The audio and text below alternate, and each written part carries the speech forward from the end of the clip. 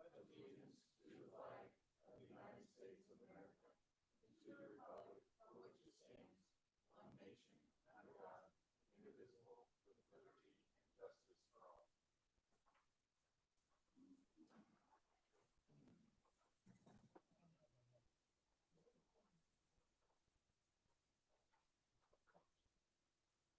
Let's have a roll call. Rick Onion, present. Joe Ruth, present. Mike Reeder, present. Kent Brewer, present. Mike Kelly, present. You have a copy of the minutes of May 18th. Nice big print, too. Yeah.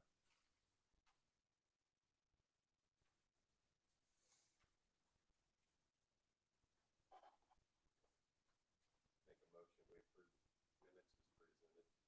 Motion by Mike Reeder to approve minutes as presented. Second. Second by Joe Root. Roll call. Rick Onion. Aye. Joe Root. Aye. Mike Reeder. Aye. Kent Brewer. Aye. Mike Kelly. Aye. Public participation.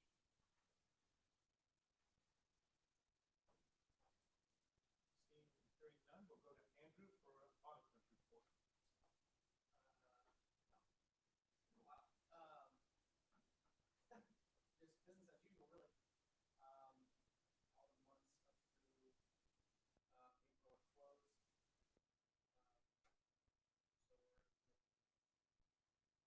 There are a couple of quarters still open. That will hold May probably until at least the second meeting here in June. Really about it. QRT's been made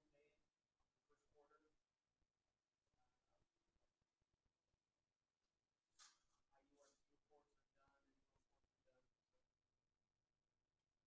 So moving on. Any questions for Andrew?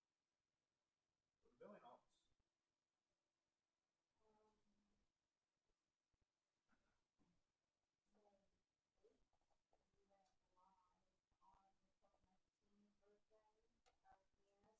There were complications, we weren't able to actually start working until the 13th. We've had problems with the online portion. Shane deployed it on Friday, and we had on just Friday, from the time we deployed it until the 8 o'clock cutoff, we had 19 people pay. And those 19 people's payments were accepted through a third-party vendor, but they did not come over to necessarily. We just shut the website back down. We have support calls in. And then I think what else I have to talk about? We'll be talking about later. You can talk about it now, we can both jump in, that's fine. Okay. So, talking about what we want to do for our customers once we start this next. And, so we talked at the last meeting about having, payment arrangements, and I'm going to send Alicia a copy of our contract, and she's going to put her legal jargon on it so that it's official and would stand up in court. We just need to know how far out, how many months out you guys want for us to be able to allow the payment plans. I think we're gonna, I mean, we talked the last time about 6 months. But that's what I was trying to do. What's the date the IURC said we can't, what the governor said we can't do, July 1st. July. July 1st, yes. This is 6 months after that. Anyway, but obviously, if we have to work with some, I think that will have to work. We'll have to. I believe it'd be simpler to do it by in 6 months versus doing it $1. And that,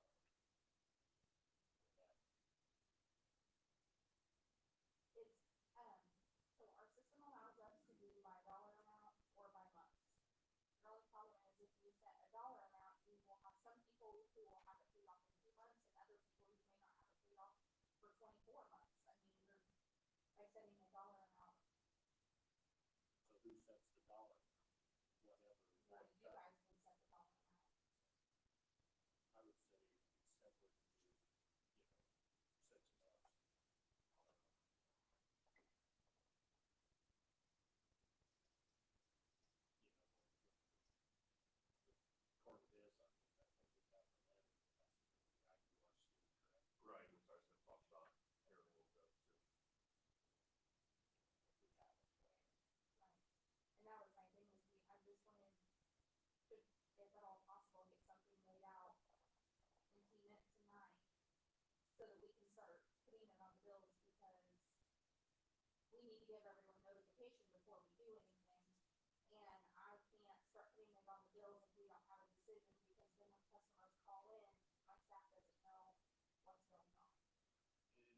till the second meeting of this month, that's too late. Right. Then you don't have 2 weeks to start notifying people. Yeah, then that billing cycle won't, On Wednesday, hopefully, we're having some billing problems with it right now too. So we're hoping on Wednesday we can get those, have the final word on those issues and have them worked out. And then be able to bill the last 3 books we have this month, so probably by Friday we will be starting with book 1 and 2, which would then take us to the first part of July. So I recommend not doing disconnects on July 1st, but waiting until at least the middle of the month to make sure everybody has been given notice. Well, the IURC has released an order which it doesn't bind us to do these things, but it expects all of its member jurisdictions to participate in these things, and there are 3. One is to stay the disconnects longer than the executive order. So if the executive order expires on July 1st, the IURC expects us to, or strongly encourages us to stay those disconnects for a period of time longer than that. The second is to waive fees, the late fees, the convenience fees, the deposits, the reconnect fees are the 4 that they talked about in the order. And the third is to expand the payment plan options, which is what we're talking about right now. Yeah, that's that document from Jay Kyle that I emailed everybody. Hopefully they got it. If not, I got a copy. But those are the 3 things the IURC wants us to do. And they basically, they didn't say we had to, but it says we expect that we will. So if we waited until August 1st, that would give an extra month. And then, as far as fees, since we quit doing disconnects, we quit charging penalty also. So we've not been charging penalty. As far as convenience fee, the convenience fee that we charge for our cards is not our convenience fee. We don't collect that, so we have no way to stop that. And then as far as deposit, we have still been charging the deposit for new accounts, but there's not any additional fees on top of that. I think the other thing too was they didn't want you to take the deposit. I know sometimes you apply the deposit to their late payment. That was part of it. Yeah, and the only way that we're doing that currently is if the customer is moving, the deposit gets applied. But if they're moving to another service within Frankfurt, we just take the deposit and transfer it to their new account. So we're not, the only way it's getting applied is if they're moving out of Frankfurt. So really, I think what I'm hearing is that we just need to put in writing that we're doing all of these things with the fee waivers, that we're not currently charging late fees. Are we still planning to charge disconnect fees or reconnect fees if someone is disconnected? Because that's one of the fees they referred to. Well, no one is being disconnected Right now, but after we start this payment plan, at what point do we start reconnect fees again? say in October, someone hasn't. Right. So they make a payment plan, let's say, and then they default on their payment plan, and we vote to disconnect them. Are we going to charge reconnect fees at that point? At what point do we start charging reconnect fees? At what point do we start charging late fees again? I think the IURC wants to have a fluid kind of transition plan, like, okay, we're going to set up this payment plan, but then in addition to that, we're going to wait until August to do disconnects, and then we're going to wait until whenever to do reconnect fees, and we're going to wait until whenever to reinstate the late fees and that sort of thing, as I think what they're kind of looking for, just to have something in writing. Let me ask a question, please. Are those fees and our rate structure vital?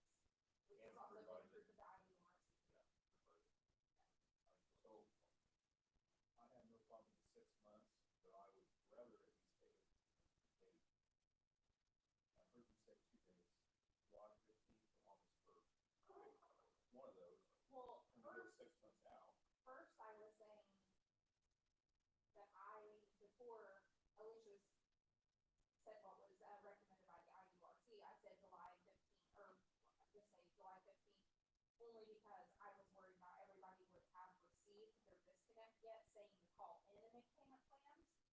Then after she said, the IURC is saying, okay, so the governor says July 1st, we can start doing it, but they're recommending that we not do it then, that we extend it out, and that's why I said August. But our system does not give us the ability to, I mean, I guess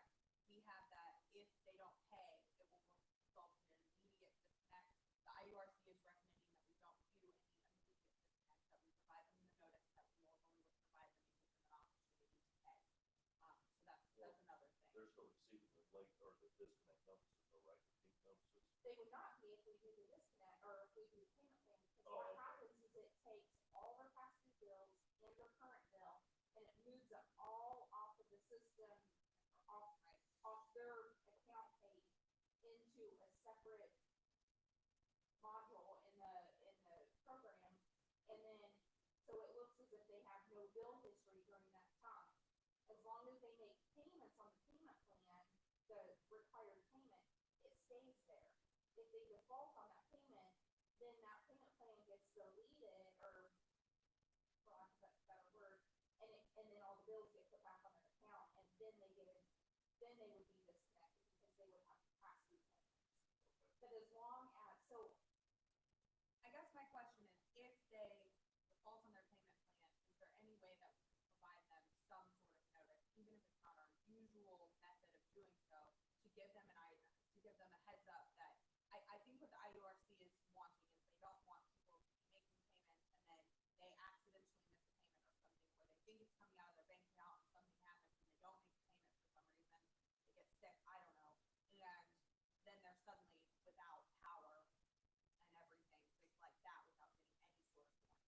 If they move from that one module you said is where the payment plan is, and it kicks them over to the one where the other, would that, at that point, why wouldn't we issue a disconnect notice that they're going to be disconnected in 10 days or whatever, like whatever it is now? because the system wouldn't pick that up for another 30 days to disconnect it. So we have to go in and if they miss the payment, we have to go back in and manually move it back into our billing system. So it would be a lot of manual babysitting of the accounts.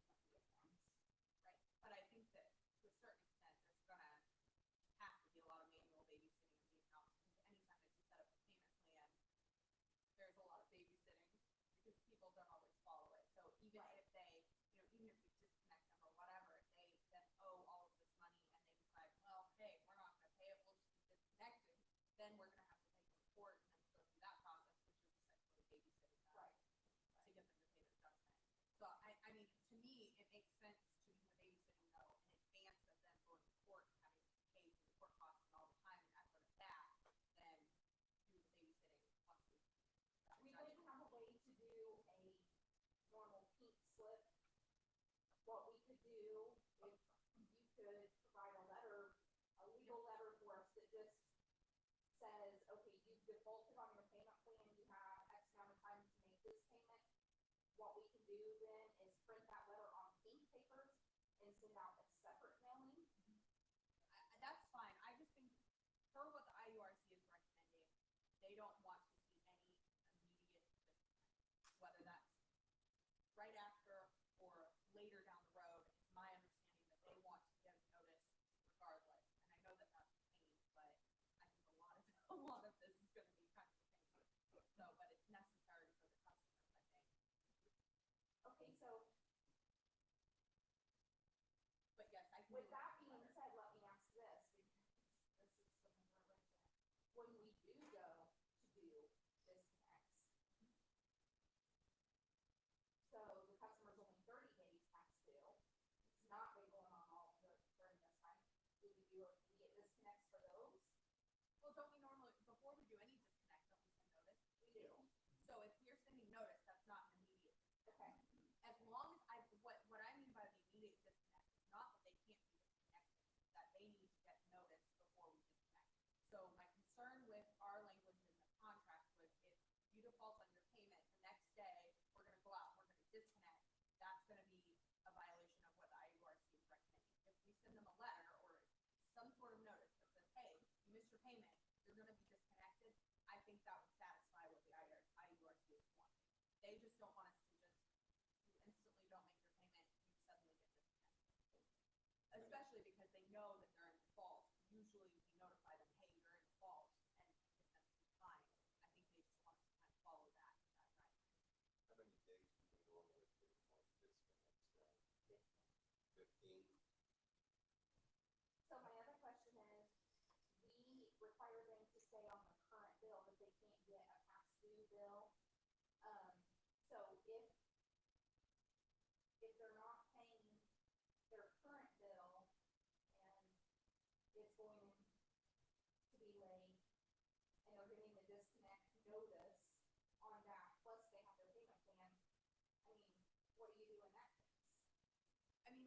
if they are a person who's going to be disconnected, as long as we get the notice, I think it's fine. Like, the IURC isn't saying that we can't disconnect forevermore. They just don't want an immediate disconnect. They just want them to have notice and that opportunity to fix it. But what I'm saying is if their past due bill, or their current bill is now going past due, plus they have this other past due, so we're giving them a notice on both, so we're gonna make them pay, they've gotta pay up all through what their current bill is, plus cause then they're getting themselves right back into the bind they're in. So what you're saying is on our current disconnect, we tell them that you have to pay all the past due, and you're saying they're on a payment plan when they get past due on their current bill, and do they have to pay that back part that they? Right. I mean, I think that's a decision the board would have to make. If the board says, well, you're on a payment plan, so you have to catch up this payment and then continue with your payment plan, I think that would be okay. But ultimately, that's a decision the board will need to make, whether or not if they default on their current bill, whether that brings in all those past bills.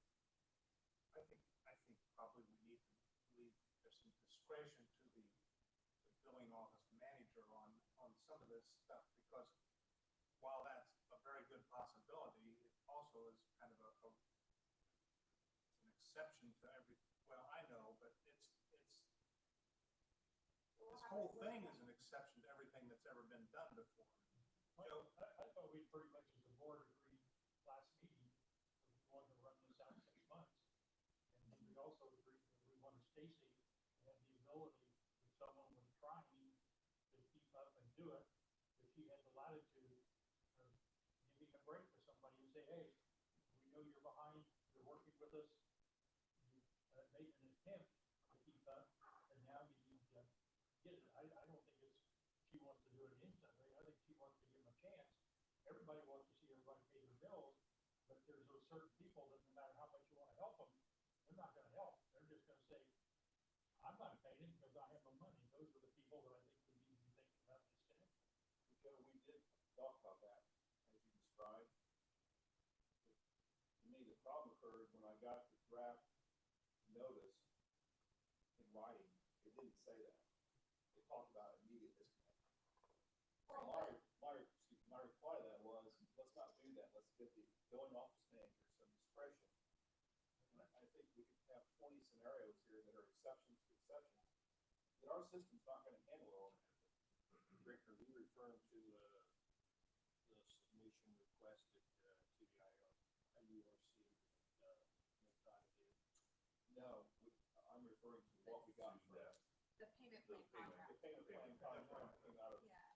somewhere. The payment the plan bill. contract. That is what we have been using for years, that's what we have been using, so that's not, it wasn't necessarily for just this case in general. Right, but what we're doing is we're trying to tweak that document. Right. So that document says, I understand failure to make a payment on this payment plan by my due date of the blank will result in immediate disconnection of my utilities at my service address, and payment in full will be needed, along with any reconnect fees before reconnection of service. No additional notice will be received by the billing office. So that said, that's what's in the document that we were using to work off of, formulate what we're doing for COVID-19. And so that's where that paragraph caused me some pause because of what the IURC did. But she still has to tell them to go out and disconnect. Yeah. Yeah, I mean, if she doesn't tell them to go out and disconnect them, they're not going to go out and do it. I don't think we want a written document that says we will be able to disconnect. We're not going to do that. So that's where my feedback was. Let's not say that. Let's give some discretion Well, to I the mean, billing office manager. the other thing is the IURC wants to see something in writing. They want to see a plan in writing, and if we just say, well, we're going to give discretion to the billing office manager, that's probably not going to be satisfactory to them. So we've got to come up with some sort of parameters, and we can leave a little bit of wiggle room. We can give Stacy some discretion, but we still need to come up with, we've got the 6 months, but what happens if, how long do we want to wait until we start disconnect? We need a date for that. We need to come up with what notice we're going to provide homeowner residents, bill ratepayers, if they're going to be disconnected. We need to decide whether or not we're going to make them pay the entirety of their bill, or if they can still just pay the payment plan, and how that affects all of those things. Those are things that Stacy's going to need some sort of guidance on, and the IURC is going to want to see. And another thing that, I was thinking about even though they get their disconnect notice, even though it says it at the bottom, they're not gonna read it, they're not gonna pay attention to it, so they're gonna get disconnected. And then once they get disconnected, they're gonna call in and go, hey, why did you disconnect me? I can't pay this, COVID, whatever. So at that point in time, do we turn them back on and transfer all their stuff to the payment plan, or do we put some responsibility on the customer to make the payment plan ahead of time? Well, and then the question becomes, just like you said, do you want them to pay everything if they don't make the payment plan? Do you want them to make good faith effort at a payment? Like what, the board kind of has discretion on what they want to do, and it can be any way as long as we have a plan that can be followed. I think if we don't have something consistent for the most part, it's going to be extremely hard for Stacy's office to apply the rules, and so we need to give her some sort of guidance. It also opens up doors for people to complain of being discriminated against. So I'd rather have it set in stone. What it is what it is for everyone. But hasn't all these people in IMPA all have the same problem? There's, the only thing they're asking is right now, in fact, at the second email, I answered it last or 2 weeks ago, and then it came out as a second request. They're just asking right now, how many people do we have that are behind in our dollar figure? And the last time when I answered it 2 weeks ago, they said that we're extremely high compared to the rest of them. It seems to me that an organization that is supposed to be, what IMPA stands for, Indiana Municipal Our association. Power Association, that it seems to me that we pay them some money to be a representative of us and Right. and it seems to me that any kind of association you belong to like that can take the lead on, because the rules are the same for all of us. I don't disagree with that. I have not seen anything. The only thing I've seen from IMPA was they did provide the request from Duke for assistance from the IURC, and they also provided the IURC's response to that, which is what I'm describing with their request from their member. That's all I got. I think I forwarded it to the police.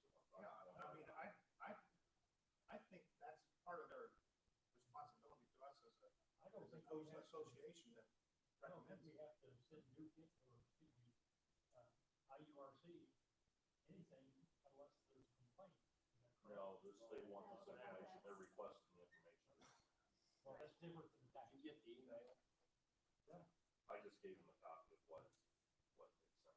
Well, and even if the IURC doesn't want to see the information, they stated in this order that they expect their member jurisdictions to do those things. And if we were requested to have something, we need to have a plan in writing, because at that point, we're gonna have to provide that to them, and we don't want to be scrambling after the fact to come up with something. We just need to be proactive And about what's it. the date, June 15th? Yeah, I believe so. So Jude, Mike, were you asking, Todd has asked IMPA for a form letter? Well, I guess I'm asking that, but it seems like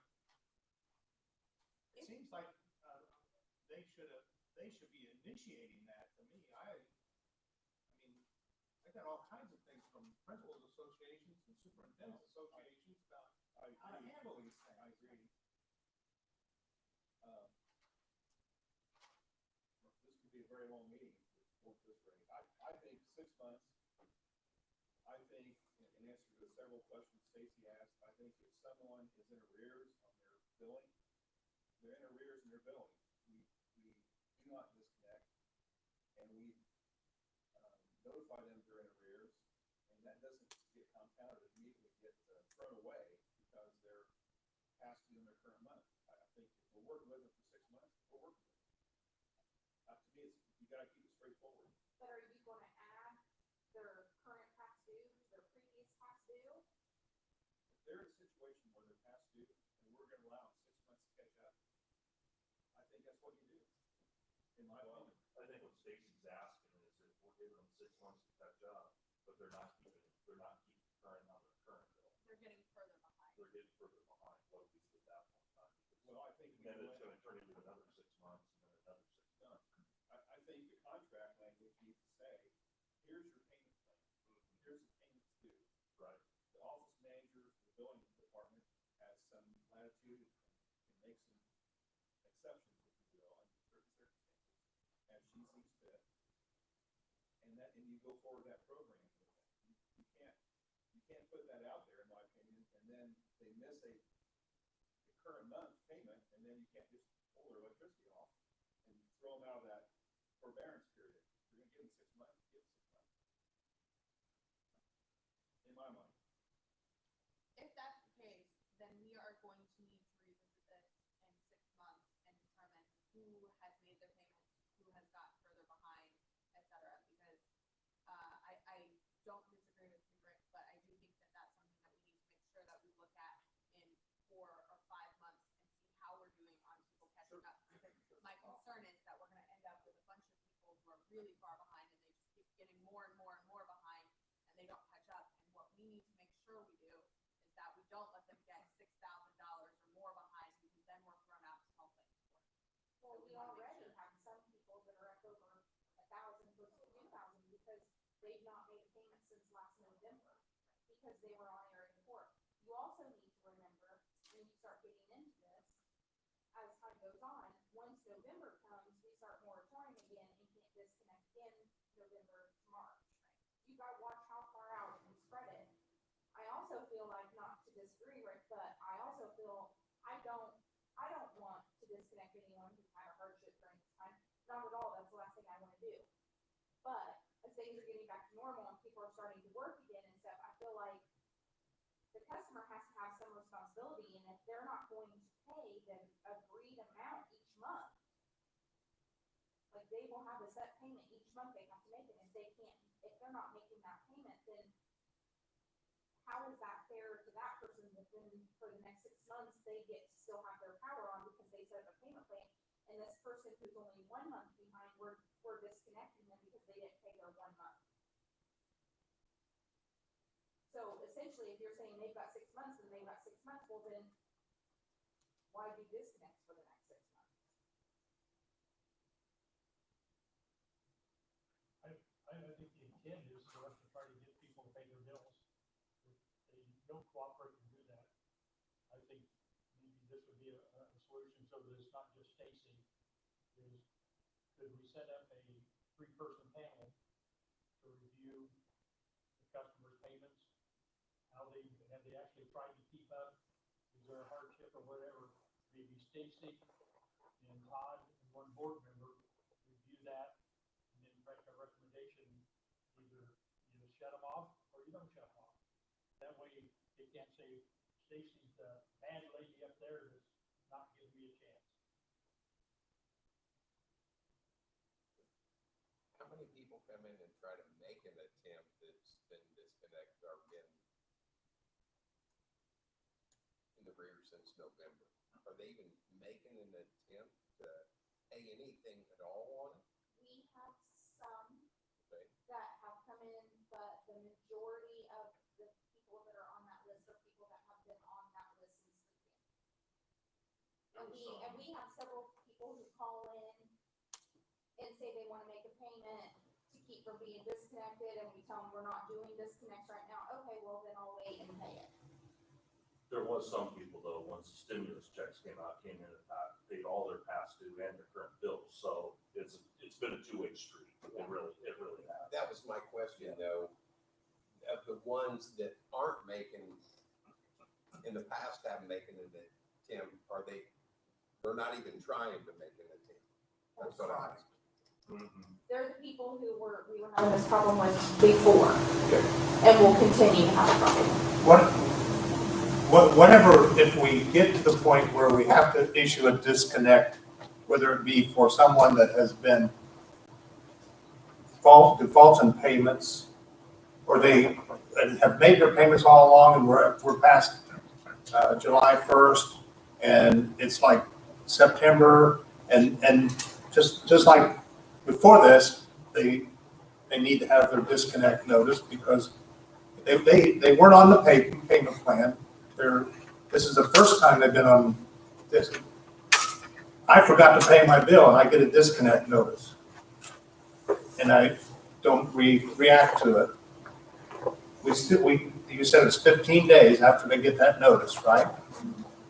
Why is it in 15 days from the time they get the notice, whether it be because they default on their payment plan, they're behind on a current plan of a current bill that comes out after July 1st, or if they're, and they get that, but when they get that, if they get it for being on the payment plan, there's another little thing that comes into play, and that is working with, maybe like Joe said, a group of people that allow it. And if that group says no, they've had every opportunity, then initiate the 15-day, give them the notice that 15 days from that day, they're going to be disconnected.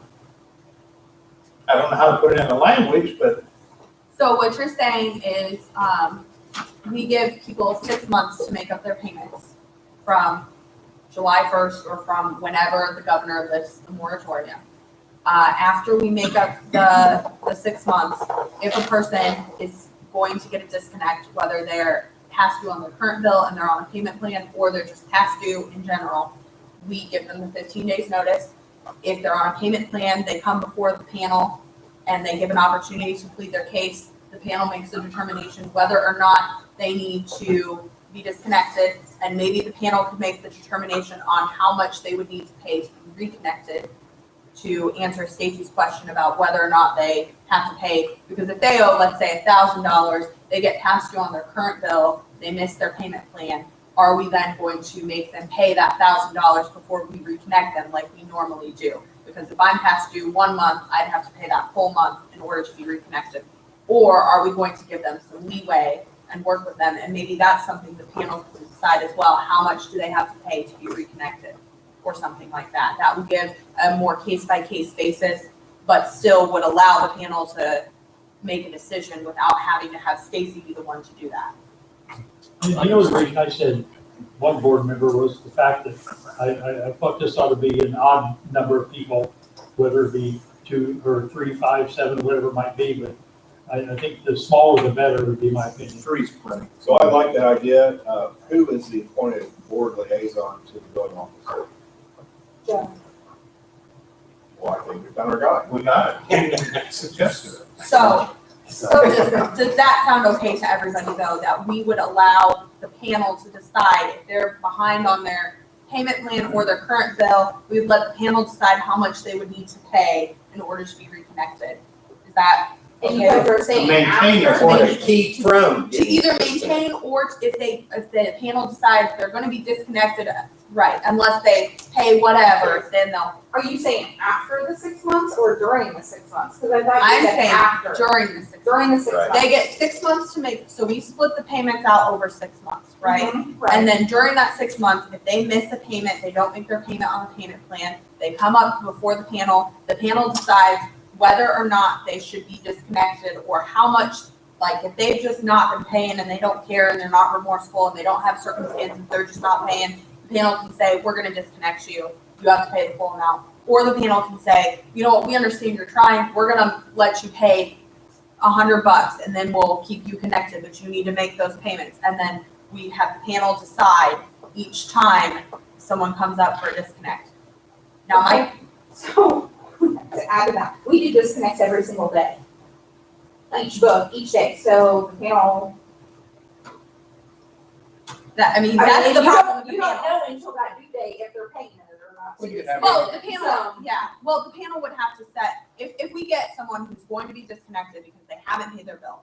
So we send them a notice, we say, you're gonna come before the panel at this day, at this time. They Okay. show up, they get to plead their case, the panel decides when their payment is due. If they don't make the payment by that due date, they get disconnected.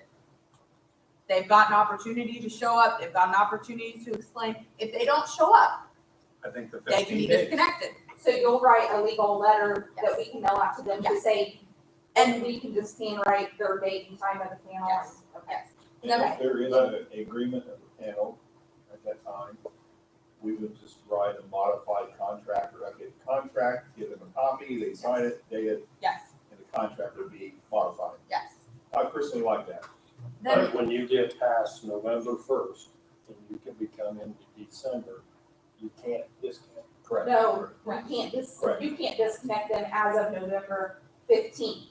Is Right. it- We can't the water, we can't the water, we can't the electric, we can't just. we Is it can't that, just is do it that water. only the people that are on that plan? Yes, It's That not anyone that gets, everybody. It's but a just lot that of small these group. people Same the that way. same we're talking about are the same people. right, you Well- have some people on this list right now that are not current all the way back since last November. They owe September and October's bill of 2019. Because they haven't, so they haven't been disconnected for over 8 Well, that's- months. Those are That the means people an that are entirely not gonna different take problem. that long. I think the question is, why do we allow that to happen? But that's a different well, problem. we don't We have, could- We don't have no we could- choice. It's a moratorium, it's a moratorium. State statute. you can't shut off somebody's What power I'm in the telling you winter. is, it sounds to me like before the moratorium was put in place, let's say February, they were already 6 months late. Well, no, there's a state statute that says that we can't, during the winter months, that we cannot disconnect people I for, understand that. because they're on an area 4 assist, so they don't Okay, pay let the me ask bill. the question this way. Is there any of these chronic, I'm not paying my bill, except for people that don't pay their bill in the winter? They all get current in the summer?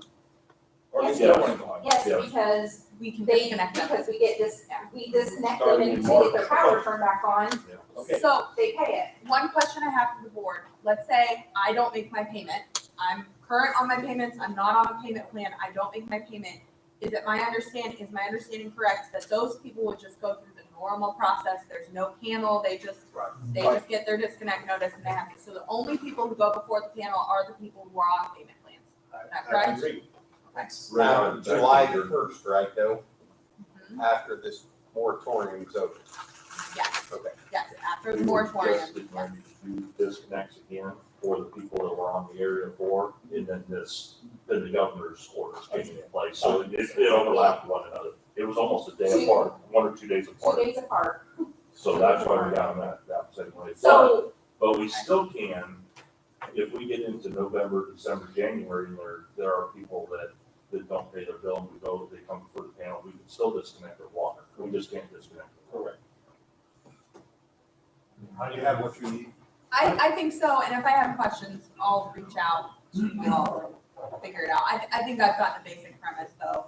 I do need to know though, the example I gave is if they get through the normal process, they get disconnected, let's say August 1st, we decide to do this. They have not come in and made a payment plan. They get disconnected and then they call and go, I didn't know this was happening. They're gonna get a 15-day Yeah, notice. bill. Right, but they don't look at their notice. That's- Because So several of you're them don't. talking someone who hasn't paid for 5 months, they get their disconnect notice, they haven't made a payment plan.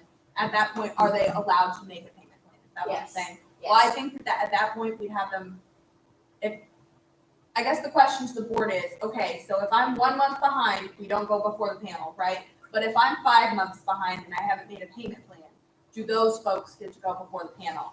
If they haven't taken the initiative to make a payment plan? And it spells right on we've got to make the customer take some initiative here. They have to, if they're not gonna help themselves.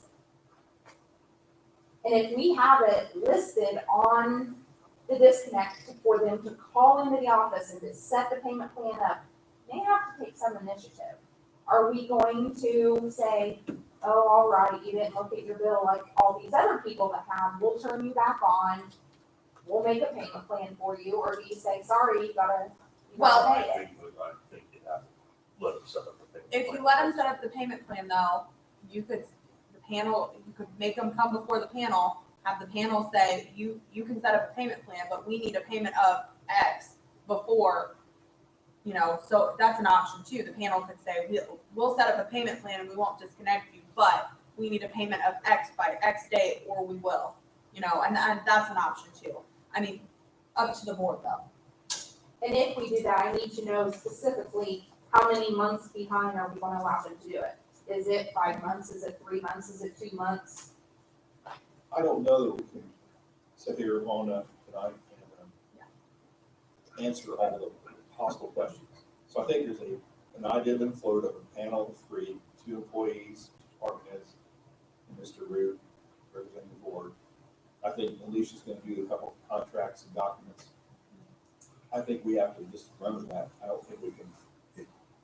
Is the only way we give them a disconnect notice by mail. Or if they have it set up by email. I just. We do door knockers, we'll send door knockers out if we're, like, if it's really cold out and we're not planning to do disconnects, we'll still send door knockers to let them know that they have a payment coming due. Our service guys will deliver letters for us if they've written a bad check. Instead of mailing the letter to them, the service guys will take the letter to their house. So I mean, that's an option too, that we can deliver. I really think we should do both if it's somebody like that, because I think you put something on their door and you send them the letter both. On the payment plan people. Payment plan people, yes. Be amazed how fast shutting somebody off gets you your money. Yeah. You do 10 disconnects on a normal day, you're turning at least 6 or 7 of those back on at the same day. Not all of them. Typically before you even get your disconnects finished. Yes. I think we're making an effort to give these people a chance. They have to respond responsibly to try to cure this problem. But if we can't cure it for them, and they don't want to do it, then I would not have any hesitation at all after we've given them a chance to do this. If they don't want to do it, I would have no problem at all telling our guys to go out and turn them off. I think the serviceman documents that it's been put there and when it was put there, and that's put in that file for the panel when they.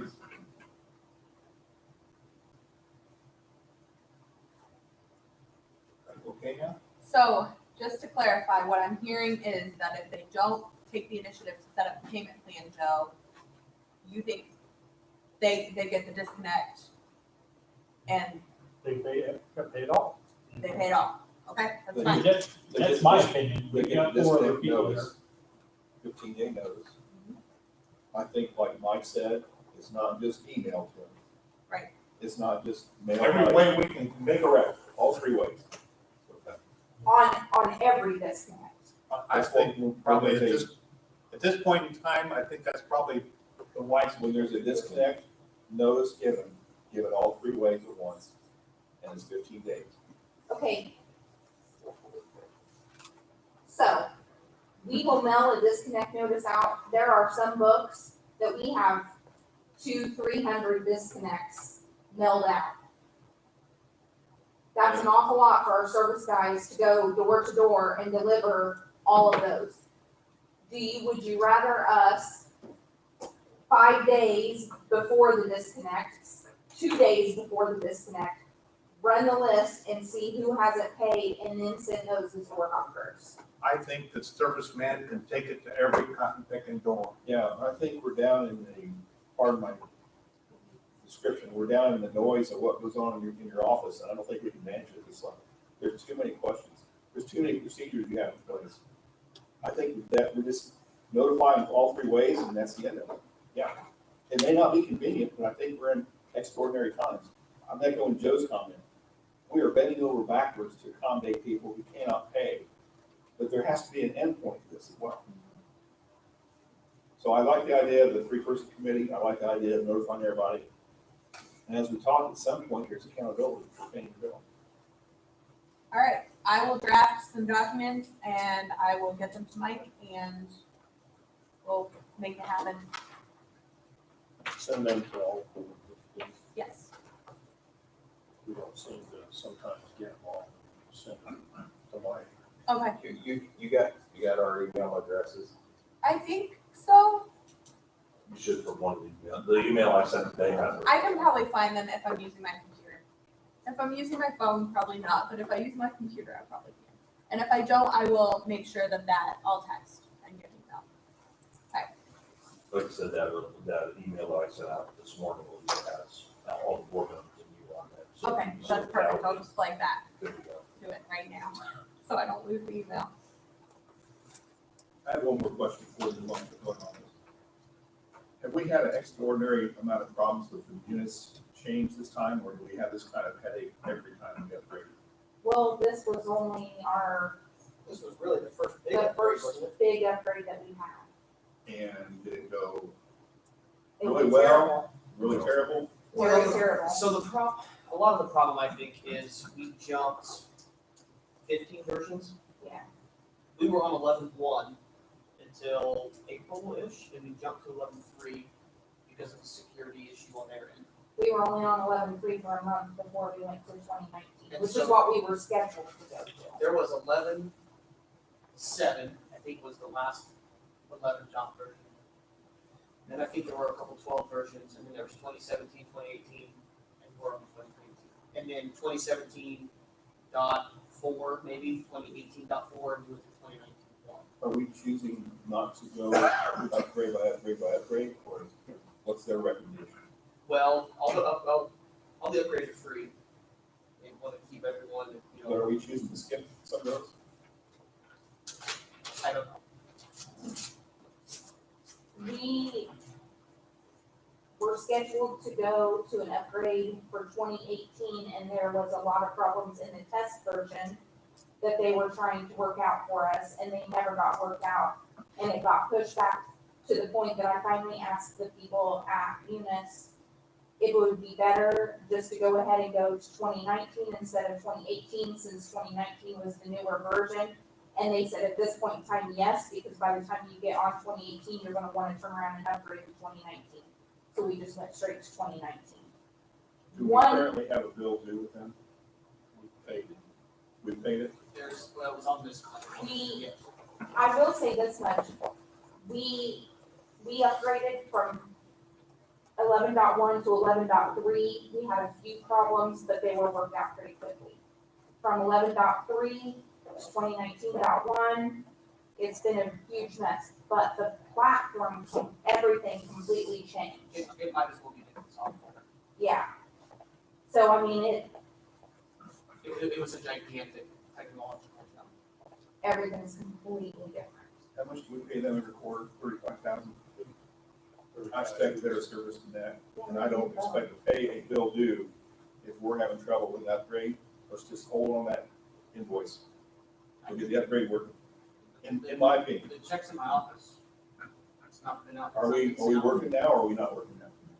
There are still several items that are not working properly. Do we have their attention? Are they working on it? No, we have several support calls open that are not being addressed and are taking days to be. One of my billers has 6 calls out right now for billing issues that are not being answered. I myself have 3 calls out. That was also one of the problems, their implementation team. They implemented 2019, and then they were like, okay, if you have problems, call support. And the other thing is that because of COVID-19, they're not all there. So you don't get support as quickly. Well, I'd like to be a good customer, and my personal opinion is, hold on that check till this upgrade's working. I don't know if anybody else would support that, but. Am I? Pardon me? I do. Okay. I bet you get their attention. How about, and I would say notify them that check, we've got the invoice, we got the check, but we haven't got the service. Here's what we're looking for. We have I think 11 that calls would in. I think it'd be something we should have our attorney do, that we're pondering this, not making payments because we're not receiving service. What kind of refund are you gonna give us? Happy to if you want me to. Uh, Okay. So to Munis, Can you let the whole board know of all the list of open items and issues? I'll need to know that too, so I can include it in the letter. Yeah, I'll just have to ask each one of my staff members Is there how no one, many tickets they have out there, and is there anyone on our end coordinating tickets and requests? we have to support, we have to put all these support tickets through their system, so I can have each one of my people tell me what tickets they have that are unresolved and put it in the list. Is there anyone on our end that sees all those tickets? and No. say- Except, I have- I You- see You a- Shane I does. see a You hand can back. see every I can user? I can see all the tickets. Oh, okay. Well, nobody else can see anybody else's. I can't even see my office staff. I can't even see their it's tickets. used by user unless you're getting, again. So Shane, can you get all of the tickets? I can generate that tomorrow. That would be awesome. Thank you. Thank you. Is that something we ought to be granting Stacy access to also? I think she should be clearing all these.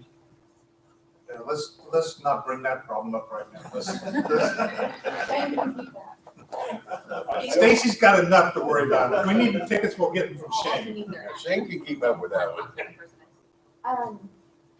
I can Or get you, Andrew. I can get you the contact person. Excellent, thank you.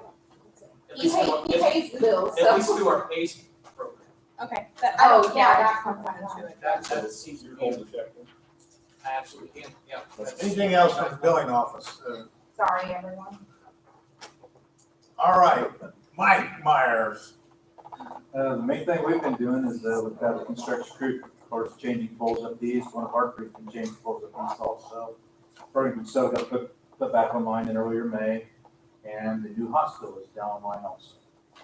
I mean, the old removal hasn't done nothing like that yet, but as far as the service of the new hospital, it's complete.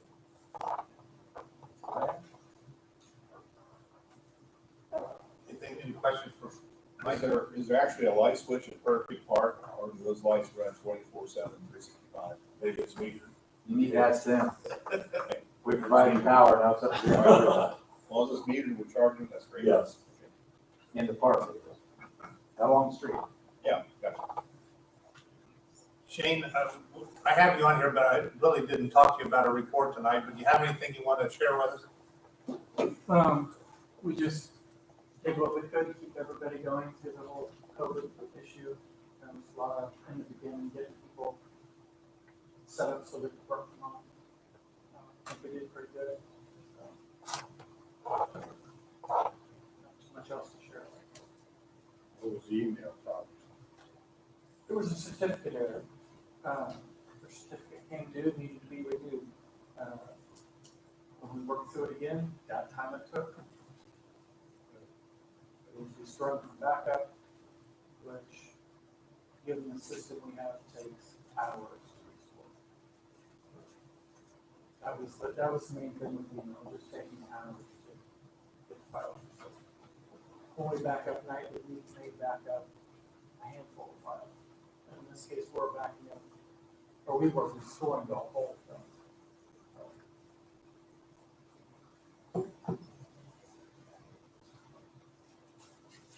Mike Beck? He's on Zoom, by the way.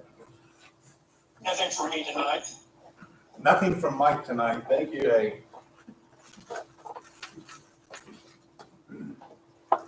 Okay, how about Chris? Well, wait a minute, you have a couple of items, right? Make it quick on everybody's read their stuff at a time. How about Jim? You gotta look like Stacy sitting there for a minute. We've just been cleaning Cameron, a 27-inch sanitary from Magnolia to the plant. And then street cut for the paving, for the city paving work, raising manholes, rain lids, putting new catch basins in. We started that a couple weeks ago. When are you gonna do Washington Avenue? We're not touching Washington. We don't have nothing in the street. Our sanitary Thank God, is off the grant. thank God. They're still gonna pave it though, right? I don't pay streets. I didn't say you, they. Street, They. that's up to Jason. He said it was. I'm not speaking on Jason's behalf. Okay. Smart guy. That's it for me. PJ, Well, I don't have a lot. It was nice to have the crew back so we can start playing catch up. The only thing I would mention is, we're limiting, leachate again because the pipes has been solids. We were real close, last week. Our, weekly average, max is at 18, we were 17.2, which is extremely high. We're normally around 2, 3, or 4. So we've limited them again, and that's about all I got. PJ, I got, Mark Reader gave it to me, and then Todd gave it to me, the clarification on the $127,000 bill to, that we had to pay 308, reference to being charged for sewer. I guess my question is, and I don't know if this goes to Todd, goes to Chris or whoever, how did that happen? It was just missed at when they put in a new meter, nobody told the billing office that it wasn't supposed to be billed for sewage. It's no different than if somebody builds a new house, they put in a water meter, then they bill sewage off the reading of the water meter, and it got put in that way. It was just a mistake. And it actually, I told Mike earlier, and I corrected it to you, that it's actually goes back to September of last year until Frito-Lay contacted us and asked us about it, and then we did our research, and that's what it was. They just assumed that it was, or like I said, it's just common practice when the water meter goes in, they're charging sewage off that water meter. And that's what happened with this. Who turns that in to Stacy? The, When that 6-inch was put in, did he? Turn the meter card in, just turn the meter card in to Okay, Chris actually probably. okay, so on our food industry side of it, if it's used there, they don't pay sewage. How many of those people do we have out there? Customers. ADM has a sewage well, but there's, they got a flow meter in for their sewage though. And then Frito-Lay they have a flow meter in on their sewage side as well. To it then, because ADM has a well, so they came out and charged sewer on all of our water as well. That's right. And then Frito-Lay, because they're the only one that has a wastewater treatment plant. So I'm 99% sure it's those are the only two accounts. How would that get missed though, putting a water line in and then start billing them sewage? Because whenever we get a water service, we automatically put a sewer service with it. Even with it being Frito-Lay, knowing that they've Well, got. they have another account that has sewer on Yeah. it. They're Which is domestic. Yeah. Right, so I mean, without being told, no, we wouldn't know. Okay. Sorry. Half answer. Anything else Uh, for, I said it was half answer. anything else for PJ? Okay, Chris. 12/23 was videoed today. We will expect to have it cleaned. I'm not sure on price yet. I would expect it to be in probably the 35 to 40 range, given off of what the other numbers were from our two previous wells last year. Number 2 would be the aqua backflow. I assume everybody's had time to look through that. I would suggest my suggestion is with the base program 2 and option number 1, which puts all the expense on the testers and or the customer. So it is the base program plus option 1. Yes, I spoke to him this evening before I came in. That would be $11.95 per additional per test. What that is. So we don't pay that, the customer We does. do not pay that annual fee. We pay nothing. Base program 2 eliminates us from the annual fee. It puts it on the tester or the customer, obviously the customer, because the tester will try to charge the customer for it. Okay.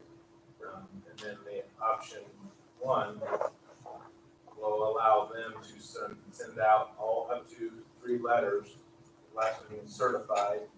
If they don't comply with that, then it's turned over to us, which would be shut the water off.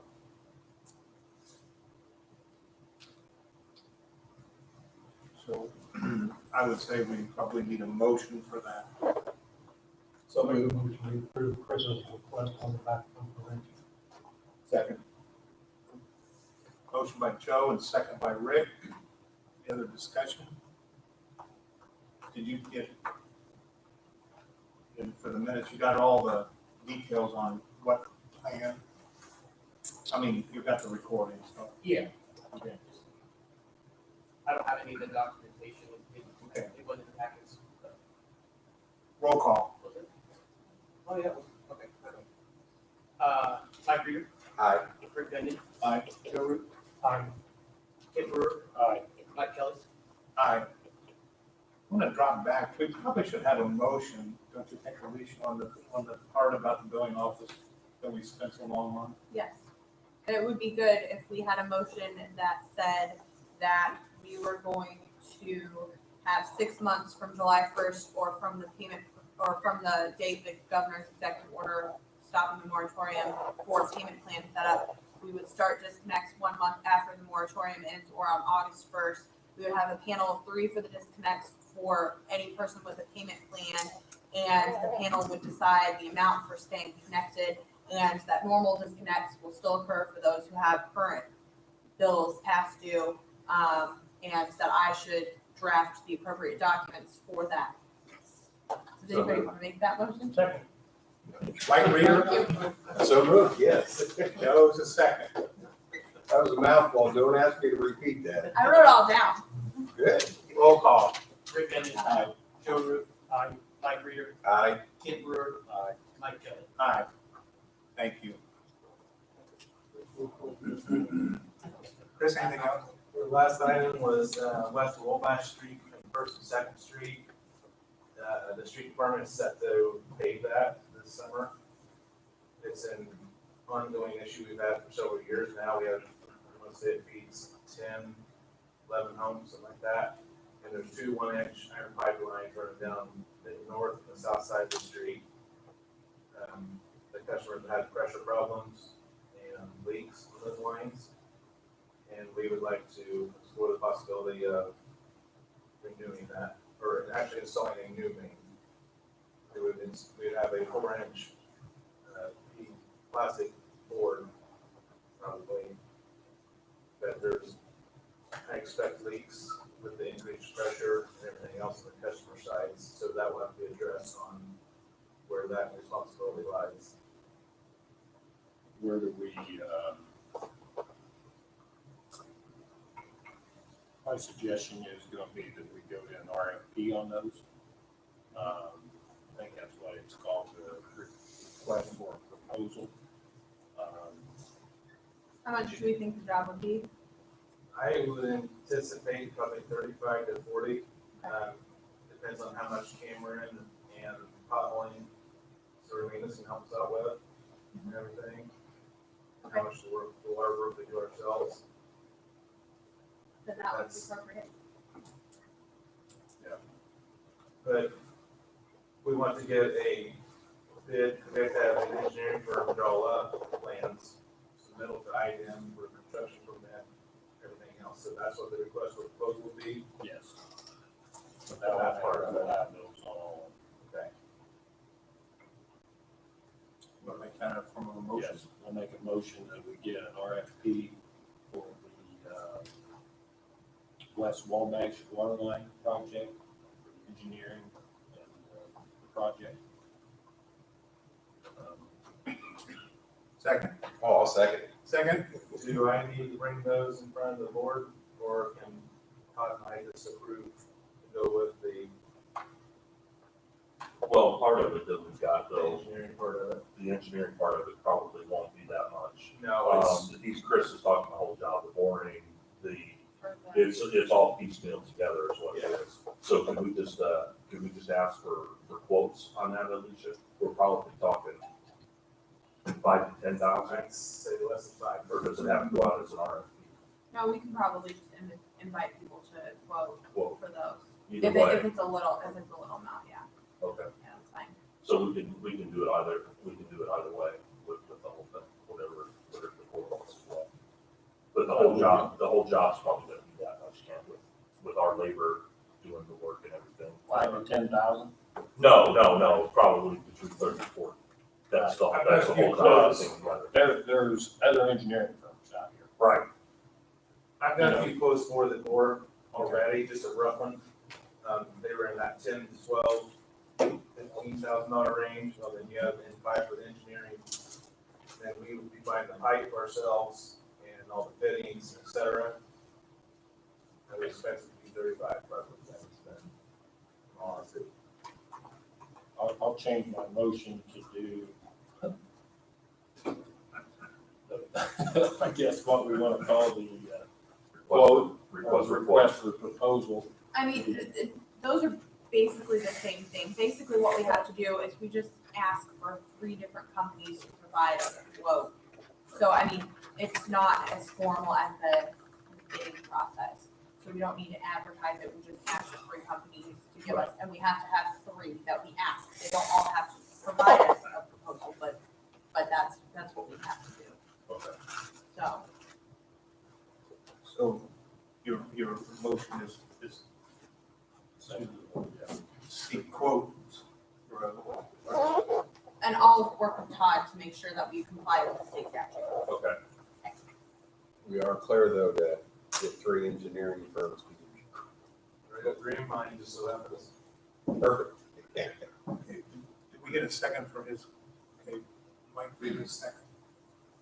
Roll call. Rick Onion. Aye. Joe Root. Aye. Mike Reeder. Aye. Ted Brewer. Aye. Mike Kelly. Aye.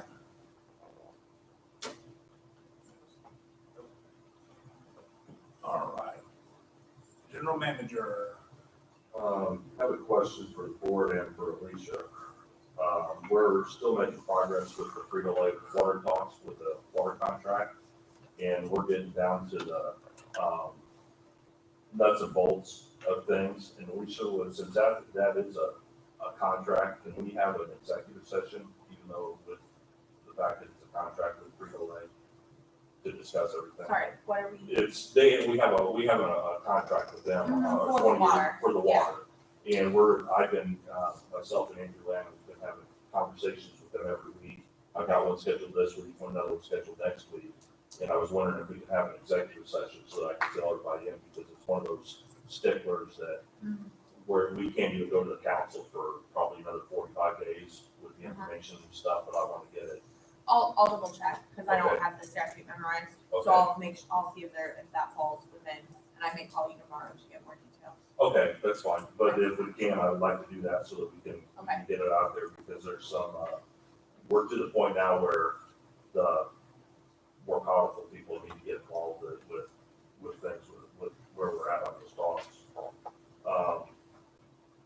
Another one is we received the bill from Vectren for the gas line that was hit, and it was $3,200.79, Greg? Yeah, it's pretty close to that, $3,279, I believe. And I got with Ken from the finance side of things, and we went ahead and just paid that without going through insurance or anything else, but it was a much lighter bill than we were expecting for a 2-inch high pressure main. So that's all behind us at this point. But then that would lead me into, I had Andrew put the packet in your packets.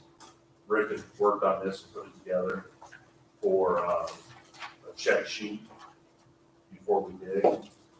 And everybody that does digging and everything is going to do this, Jim, Chris, and his guys, and really couldn't find anything that we want to change in it. One of the things that we had looked at, and I mentioned it before about getting more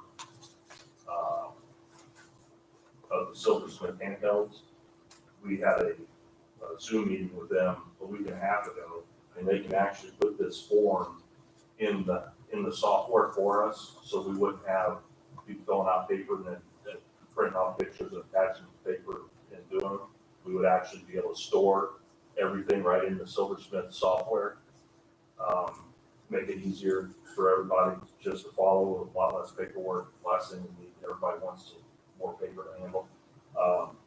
But if we do it that way, we would probably need to get three more of the handhelds from Silversmith so that we have enough. Right now we're sharing between departments with the 2 that we have because everybody's using them more often. And those for 3 of them, and the support and the software package that you get with it for 3 of them for the first year would be $9,700. But it would be, I think, and the crews think that it would be money well spent to this, and then we can start, like I said, with the document that Rick prepares. We can have that all in place, all in once. It's a one-stop shopping. We can take as many pictures as we want. The one thing we can't take is videos, so we can take pictures before we dig, while we're digging, after we're digging. We have unlimited pictures that we can store on. You have that money in the budget? Not right now, we don't, because we wasn't planning on having the situation, but, Where are we at with Reddit? we're down.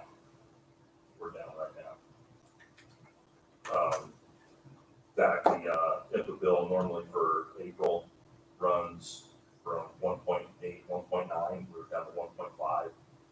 So for the electric side, we're way down. Water and sewage, that one I'll have to check back again. Exactly where we're at on water and sewage. But I know electric, we're gonna be down. Was those accurate on the revenue side that I got? You know, From what I can tell, it appears yes, but with just random things missing from the expense side, I'd be more confident in the revenues just because everything has numbers in it, rather than the expenses, which apparently some are missing, even though they're showing up in the system. So that'll be a support. I think you'll see change. So the $9,700, where was you planning on taking that? Well, that would have to be a discussion. I'd have you to see where we're good. I don't know if it, So what departments would be getting? we'd be splitting it between all three. We have one electric, one sewer maintenance, and another one for water. So we do it three You have ways. two of them right now. We have two of them right now. Where are So they? that, One's a water and Jim has the other one right now. So like- sewer maintenance would need two, water would need two, and electric only has one, just one? Right now, that's the way it would be. Yeah. Part of the plan is to send one of them to the inspector for the I-65 Timber 28. Have him taking pictures for water and possibly sewer. So he has one out there, basically full time. How much is just the unit? One unit? See. About- 84 Yeah, it'd be the 84 for the 3 units, and then the support, or the software comes with it, Joe, for an extra 600 each. so each unit is $600 for the software And support for the year, yes, for each unit. yes. How much involvement does our locate professional have in these kind of? Actually, right now, he would probably end up getting one of them so that he could take the pictures too. So, and he's working out sewer maintenance, so that one, he would probably have one of these with him most of the time.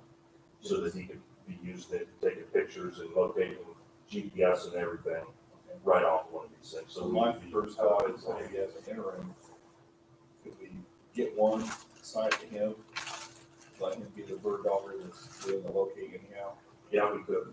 have him chasing around different jobs and given our lower revenue, that might be an alternative. I don't have a problem with that, because then he'd be doing it for all the departments, and we can find it up that way.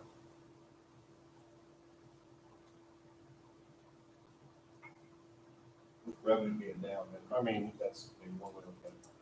you know, obviously, I mean, that topic has gotten brought up because of, the new safety dig policy. And, you know, sewer maintenance is gonna have two, and water's gonna have two, you know, I believe electric has two crews, right, Mike? So I think there needs to be two in electric, and then if there needs to be one with, locate guy. For what Todd is giving you guys though, is with the actual GPS unit as well. So the locator does not need that. He doesn't need. All he That's needs what is an I- iPad. Which He he has already his iPad. has. He can take all his pictures with his iPad and everything. You don't need the GPS unit. And Silversmith can be. I was thinking to coordinate back to this source, yeah. It's all web-based. You can do it with your phone, as far as that goes. Take pictures, get on the Silversmith website, everything, right there. I would, but I can't get on it now. What's that? Different topic. So if we go down to only one, then we don't have one to send out to Westland's inspector. He's doing real-time pictures before they're covering stuff up, taking pictures of the valves, sewer taps, et cetera. That was the idea, to provide him with one. So how many days a week is Westland's inspector gonna be going out there? He's there 5 days a week. We can find the money, I like the idea, so. Well, so how many do we need? We need to get, if we get two to sewer maintenance, two to water, So you can send one out there and 2 to electric. So what is that, 4? Four. Mike, or you guys, would you need 2 GPS units or? We go different directions every day. So you want the actual GPS and with the iPad? I'm not sure what it all entails. It does. It's, First, they've already got. Or is it even beneficial for you guys to have one, to map one pole? What? Would it even be beneficial for the crews to have one to map one pole? If that's what Well, they're doing? doing multiple polls and stuff right now, so. Or is, that's what I'm asking, or could you just send one guy out and have him do that? I don't know. No, they use it for both crews. Okay. You gotta remember, the guys are out at night and accidents and stuff like that too, you know? We could get by with one instead of maintenance, and the locate guy uses iPad. He has his iPad and he can add Silversmith too. You got 2 crews though, don't you? Yeah, but there's only a handful that come go out and GPS. Well, Most of their system is mapped. They are, a lot of ours is mapped up there. your guys dig, don't they, both crews? Right.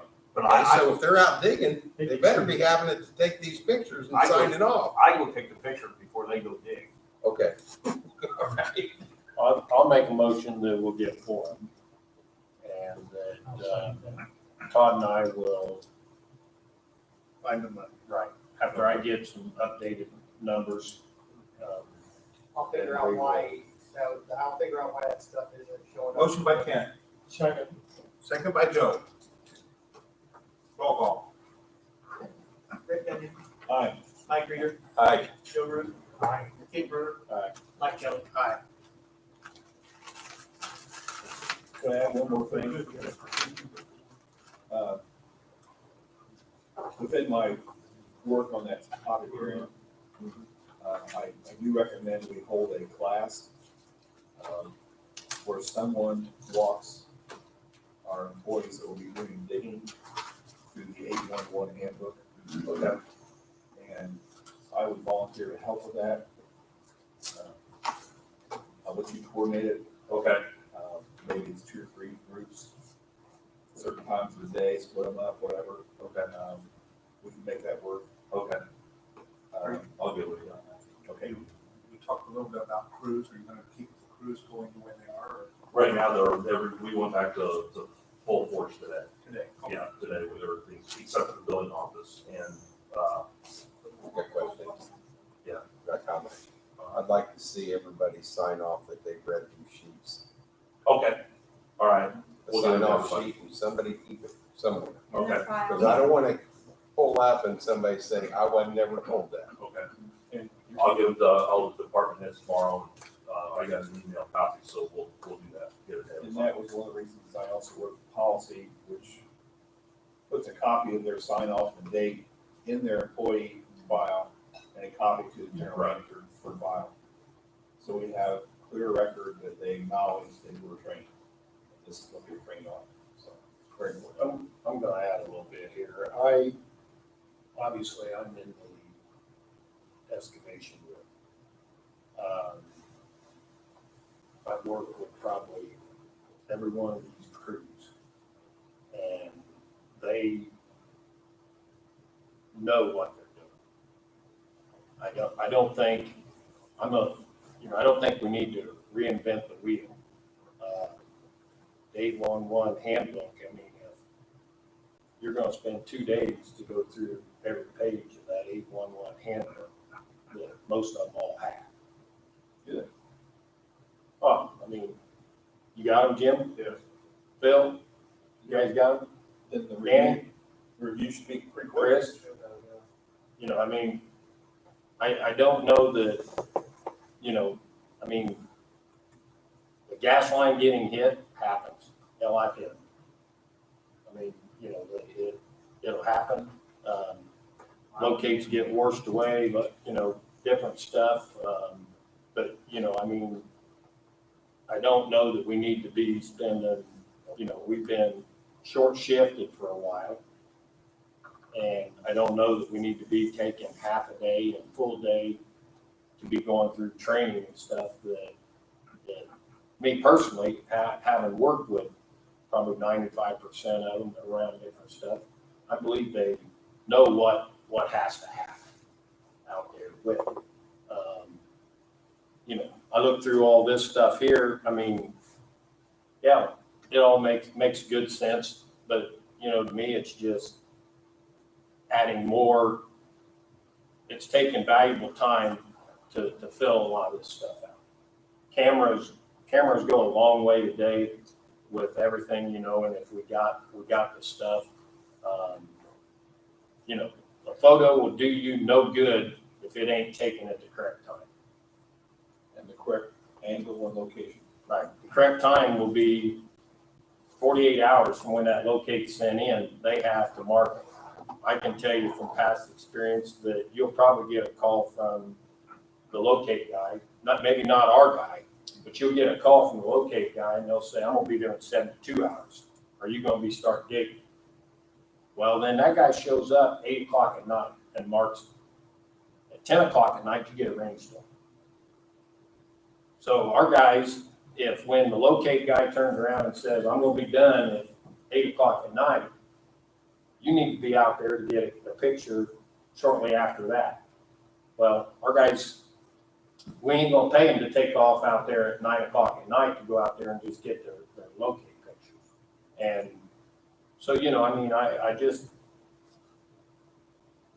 think going through training with the handbook and some of that stuff is, you know, and that's my personal opinion, is going a little overboard with them. You know, some of this stuff, I mean, the added paperwork, I think it's a little overboard with the safety stuff. Gas lines are hit every day, you know, phone lines are hit every day, and it's, you know, we got 2 vac trucks, and every department knows that to get ahold of Jim to help use them when we get around stuff like that. Well, we have a back trailer, water. Right. Yeah, they use it all the time. Yeah. And, you know, and so I think we get this silversmith stuff, and obviously they all know, you know, I have a hard time with adding the extra time to put all this stuff and get all these checklists and everything put into a file. That's just my opinion on it. I'm not saying I disagree with some of it, but I don't agree with a lot of it, you know, because I'm from the construction side and the digging side of it. And if every time I called in a locate, if I had to stand around and get all this and follow up, I wouldn't get nothing done. And we don't have crews that have an abundance of men that can just, somebody can chase this all around to get it. Okay, we can do whatever the board wishes. I developed that based on our bad experience on Williams Road a few years ago, and our recent bad experience with a 2-inch high pressure gas line. And I used the 811 handbook to develop that. And when I learned that all this could be put into Silversmith, and actually it's a form that's in Silversmith, and if we're doing our job right, the person checking off that I did take these pictures, this is the date and time, and here's the pictures, here's the project, and here's the time the 811 was cleared, this time expired. Tying it all together in one document in Silversmith made sense to me. If we want to back out of that, not do it, that's fine. You know, I've never seen Silversmith that part of it. It's being developed right now. That's what Jim and I Zooming last week was developing this for us. Right, but the Williams Road project, and most of the board members, I don't know that you were on here, the Williams Road project, obviously, Alicia and I and Mike Reeder went and fought, and we got $97,000 out of that because of the locates not being called in correctly. But this board adopted a policy that I have found out since then never got relayed to the employees from the past superintendents that we had attending the meeting. Right. That if there is a bore in any location of our stuff, any boring, whether it be Vectren, you know, whoever is doing boring, we are to, within that next week, that any lines we have around it would be cambered. And so, you know, I believe that's still going on, but, you know, electric doesn't do no boring, or, you know, I mean, their line gets hit, they're gonna know. Somebody's gonna know. When you bore through a sanitary sewer, or like what we had happen out here in front of McDonald's, when Vectren bored through the sanitary line and we kept getting the grease back up, you know, now we adopted a policy right after the Williams Road that if there is, somebody puts a locate in for boring, you know, our sewer maintenance guys, within that week, following week after it gets done, they have to camera everything in that vicinity right through there to try to stop that. And we have caught some. It's just on Clay Street, we had, how many, 2, Jim, last year, where they went through our storm, 2, right on, both of them right on Clay Street. Well, Right through our that's storm. good to know. Is that written down somewhere? That policy? Well, That's no, all it was supposed to be relayed, it wasn't, but no, it's not. Okay, so I can quickly modify that policy document to add that in there. I think it's valuable to have people trained on what we say we're gonna do and have a sign-off sheet with a name and a date. And now everybody's notified.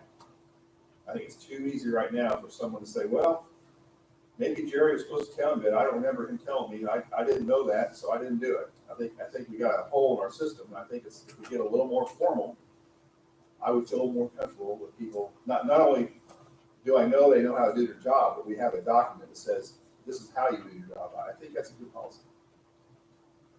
So, we can do whatever. If you want to hold it for a while, or Are we talking about two different things here?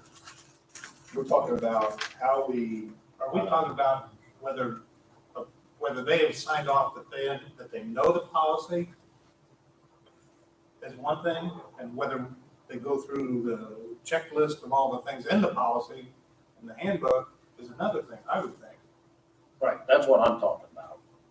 This FMU safe dig policy 2020-001. That's what I'm talking about. All of that. Filling all that stuff out. You know, the checklist. the checklist. The one that turns around and says FMU employee subcontractor identification, you know, each employee has to print their names and all that stuff that's there, you know. Verification, you know, some of this stuff, I mean, has to,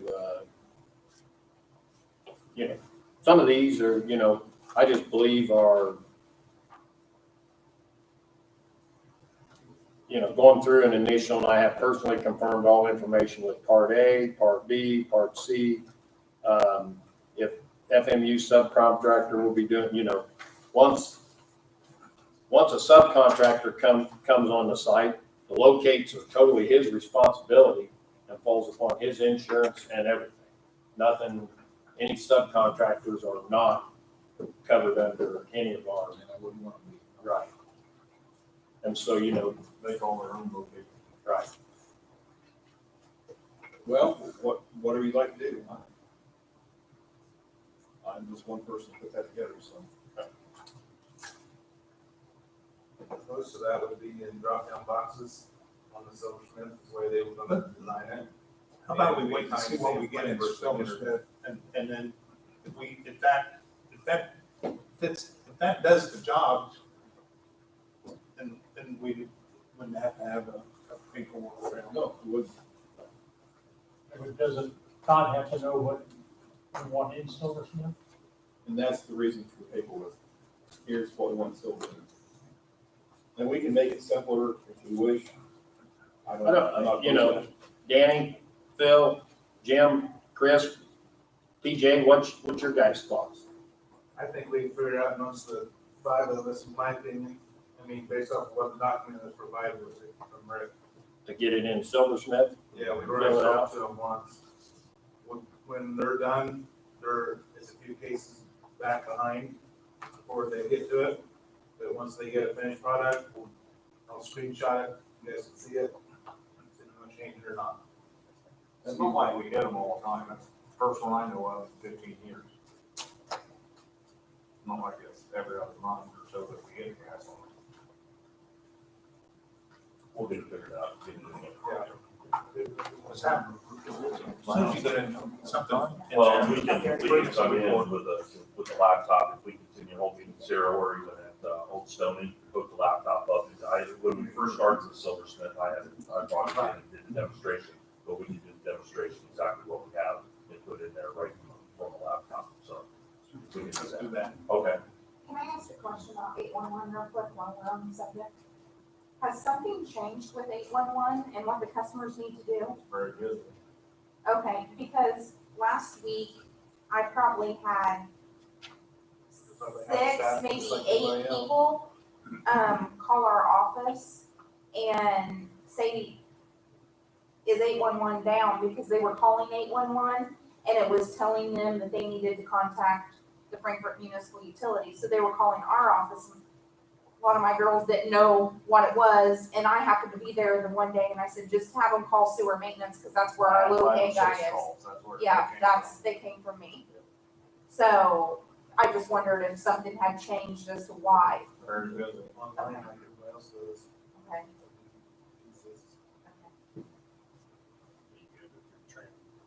Okay. Well, the 811 now, you can do online by yourself, 811 now, but the regular 811, you have to go through the training. So if they call and they can't get through, tell them to go to 811 now?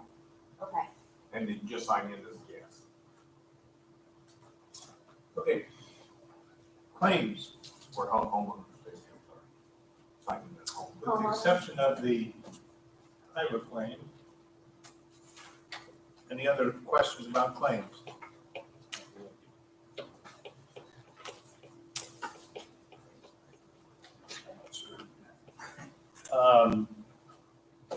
MS4 services, when's that contract up? Is that Todd, PJ, Mike Beck, to know when that one's up? You know when the MS4 contract's up, Mike?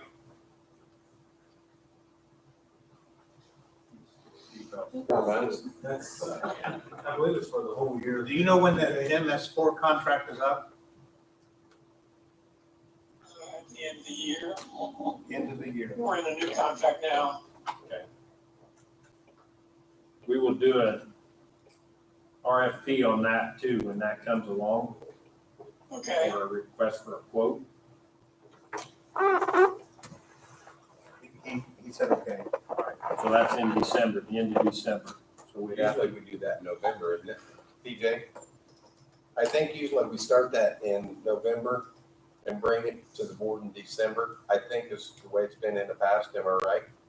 I'm not sure, to be honest with you. I think so. Mike, Put, next meeting, have us a timeline on how to make sure that that all gets done in a proper timeline. Okay, sure will. All right, he'll have a timeline. Thank you, Mike. You bet. Anything else? I'll move that we accept the claims as presented, except for, Eunice, Tyler, quarterly payment be withheld. A second? Second. Second by Rick. Roll call. Joe Root, Aye. Mike Reeder, Aye. Rick Benyon, Aye. Kate Brewer, Aye. Mike Kelly. Aye. Legal briefs. I'll try I and know make you it did brief. sound. I drafted a contract to buy the real estate from DSM for 1 acre for the substation. I sent that to Mike and to Todd, for $34,500. So the contract basically provides that, we'll buy 1 acre, we'll pay for the survey, we'll get a credit on the real estate taxes. Seller will provide title insurance, which is customary, and we'll do closing 90 days after execution of the agreement unless extended, because we need to get that survey done before we can close. And closing will be paid by us, the closing costs. And that's what I've got. If that sounds good to the board, we can go ahead and approve that. If not, I can make changes and bring it back. Did you email that to, Yes. did the rest of the board members get that? Yeah, no, did you email that to the rest of us so Yes. we can look it over? Do we, Yes. do we need any kind of easement to get access to that piece of property, or is that adjacent to a county road, or? It's right adjacent to, County Road 300. We'll be able to enter all of 300. So it runs up to 300 right away? Right, correct, Okay, I will email out to everyone. north side. It's on the northwest corner of that field on DSM, right there by, it sits real close to what used to be Vic's Metal. Yeah, they own all the way to Vic's Metal, up to Vic's Metal's property, all that's DSM through them. So it's Across the I mean, it's road. north North of of the the road. corner of that field.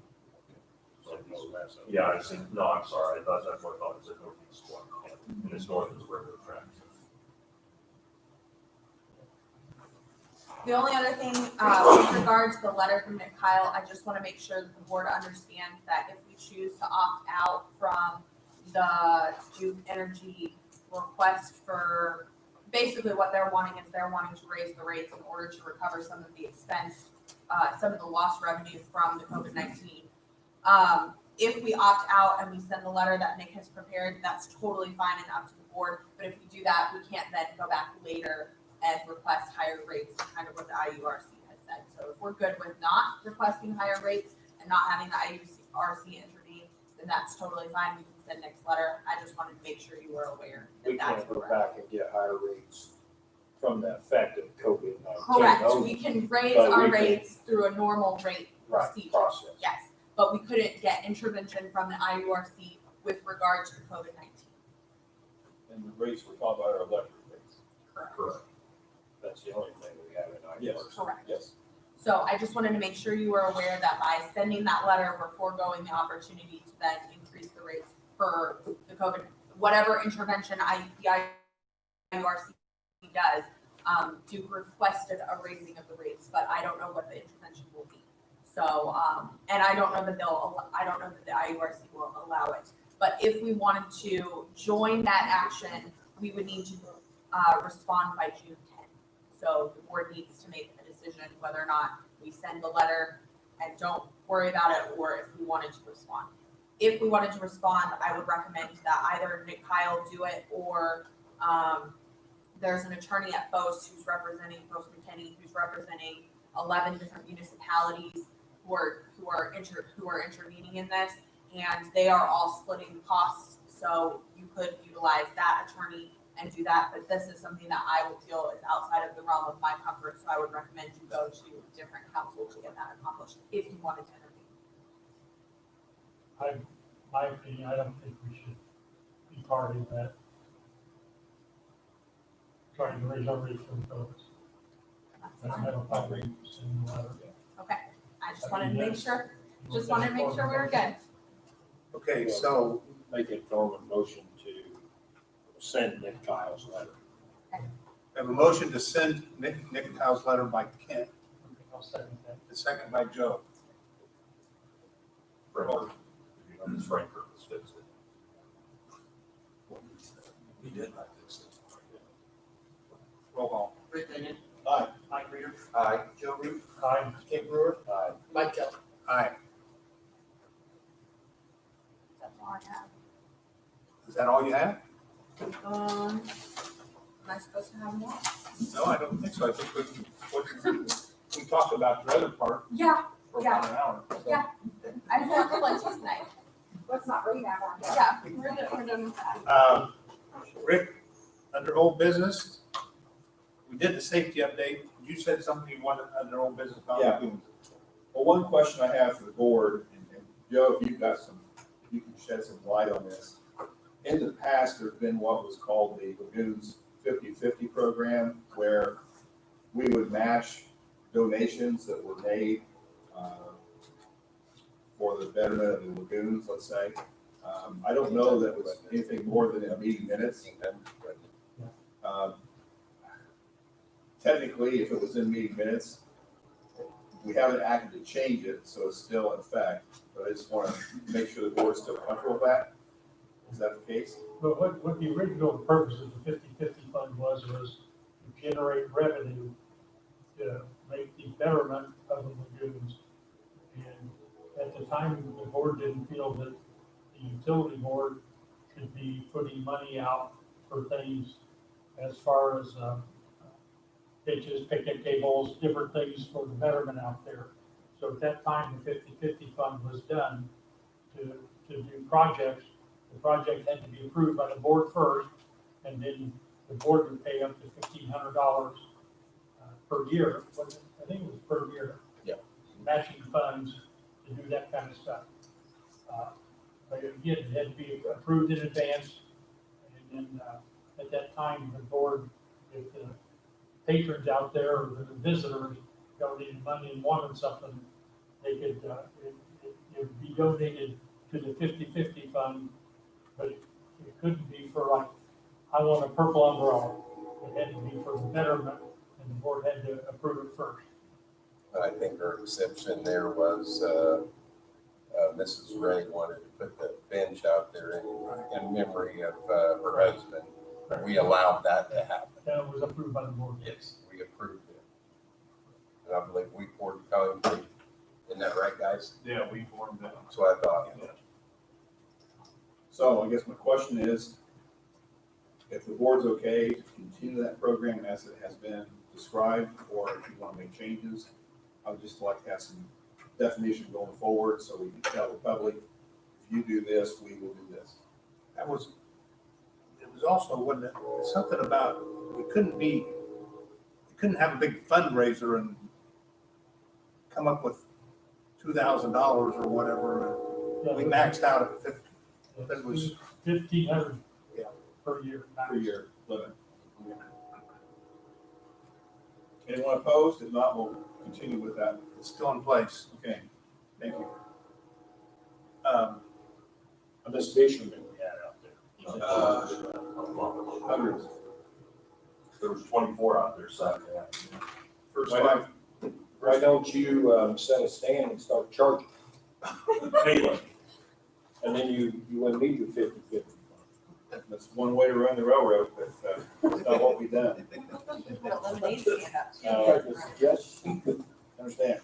The only problem I can see with that is you're gonna have to pay someone to be out there. And then don't have. Well, the liaison. Yes, That's his job. there you Now, go. wait a Now, wait a minute, Facebook's got me as the ass that put the sign up. Well, So, shortly, you will see a new Facebook page. Now, the confusing part is there's already about 5 different Facebook pages that say Frankfurt Lagoons, this, that, and the other. None of them are official. They're all just things people put up. In our case, we're gonna have a new official Facebook page, and I've named it in the following manner: Frankfurt Lagoons Wildlife Sanctuary. Because at the end of the day, we see all kinds of wildlife sanctuaries that have bank fishing, where you stock a pond, but the general area is wildlife. So this fits in that category. I'm being very particular about the content in that. I've got it pretty well locked down, so not everybody can just post stuff on there that they wish. But that'll be coming out pretty soon. I think you'll all be very happy with that. It'll be one way to communicate requests for donations, volunteer events a couple times a year to help clean up the site and do other things we want to do. Thinking about July the 4th, if you look at the Frankfurt City Code, it says basically that no one can set off consumer fireworks on city property. That being city property, I think it's only appropriate that we do not allow fireworks at the lagoons. And so I'm going to ask with your agreement to put up a small sign to that effect between now and July 4th or July 10th, whatever. No fireworks allowed. Just something very simple, just so we have it available. And I did show Alicia our city code, which is pretty comprehensive in that regard. I've had a great deal of support from Todd and also from PJ. And in fact, tomorrow, PJ's team will be mounting some new signage out there. And it's the rules that we all talked about a week or so ago. The intent is one sign will be down by the road and one sign, which says the same thing, will be back at the entrance to the lagoon itself, beside the driveway. For example, you really can't expect someone to know they can't go boating or swimming unless you have a sign that says no boating and no swimming, and that's what this sign will do for us. And I want to thank PJ in advance for helping us get those mounted up and so forth. And Jim. And Jim, thank you both. One of the priorities right now is to repair the wetland overlook deck. We talked about that being taped off with caution tape, because it's not really very safe right now. And so Todd and I talked earlier today about when we get a chance to take off the wood that's deteriorated on that deck and take a look at what it would take to get it up in a little more stronger manner, with more metal and treated wood. We have one location that's a bit of a problem back in the wildlife area. Looks like some local residents have made a path up onto the perimeter drive from the field north of that church on 39. And if I had to describe it, it looks like John Deere gator tracks. It's a pretty good sized vehicle up and down the hill. As soon as it rains hard, within an hour, you see more tracks, so it's being used. I'm looking to the board if there's anybody that does any farming and has any access to some large boulders. I'd love to get a hold of some boulders that we can put down and block that access off. We can talk later. You may give away all your boulders you run across. I'm so okay. Well, we got a budget. We got a budget. So many dollars. Harvested buys it. Okay. Don't be selling my rock. Your rock, you need to come and get, or it's gonna get some. And the last thing, we don't need to take action on this tonight, but I wanted to give you this to think about. It's regarding the wetlands to the north, the large 30-acre wetland area. At one point in time, when I was appointed in this position not so long ago, Mike and I talked about blocking off traffic to that wetland area. And discussing that with the patrons, I immediately got some pretty good feedback, like, well, for those of us that will have a pacemaker and I can only walk 100 yards, that means I can't use any of that area out there.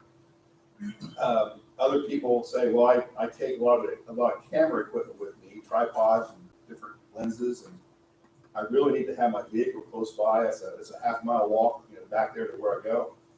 So I have another proposal. Again, I'm not looking for any action tonight, but I'd like to make that one way counterclockwise around the wildlife area.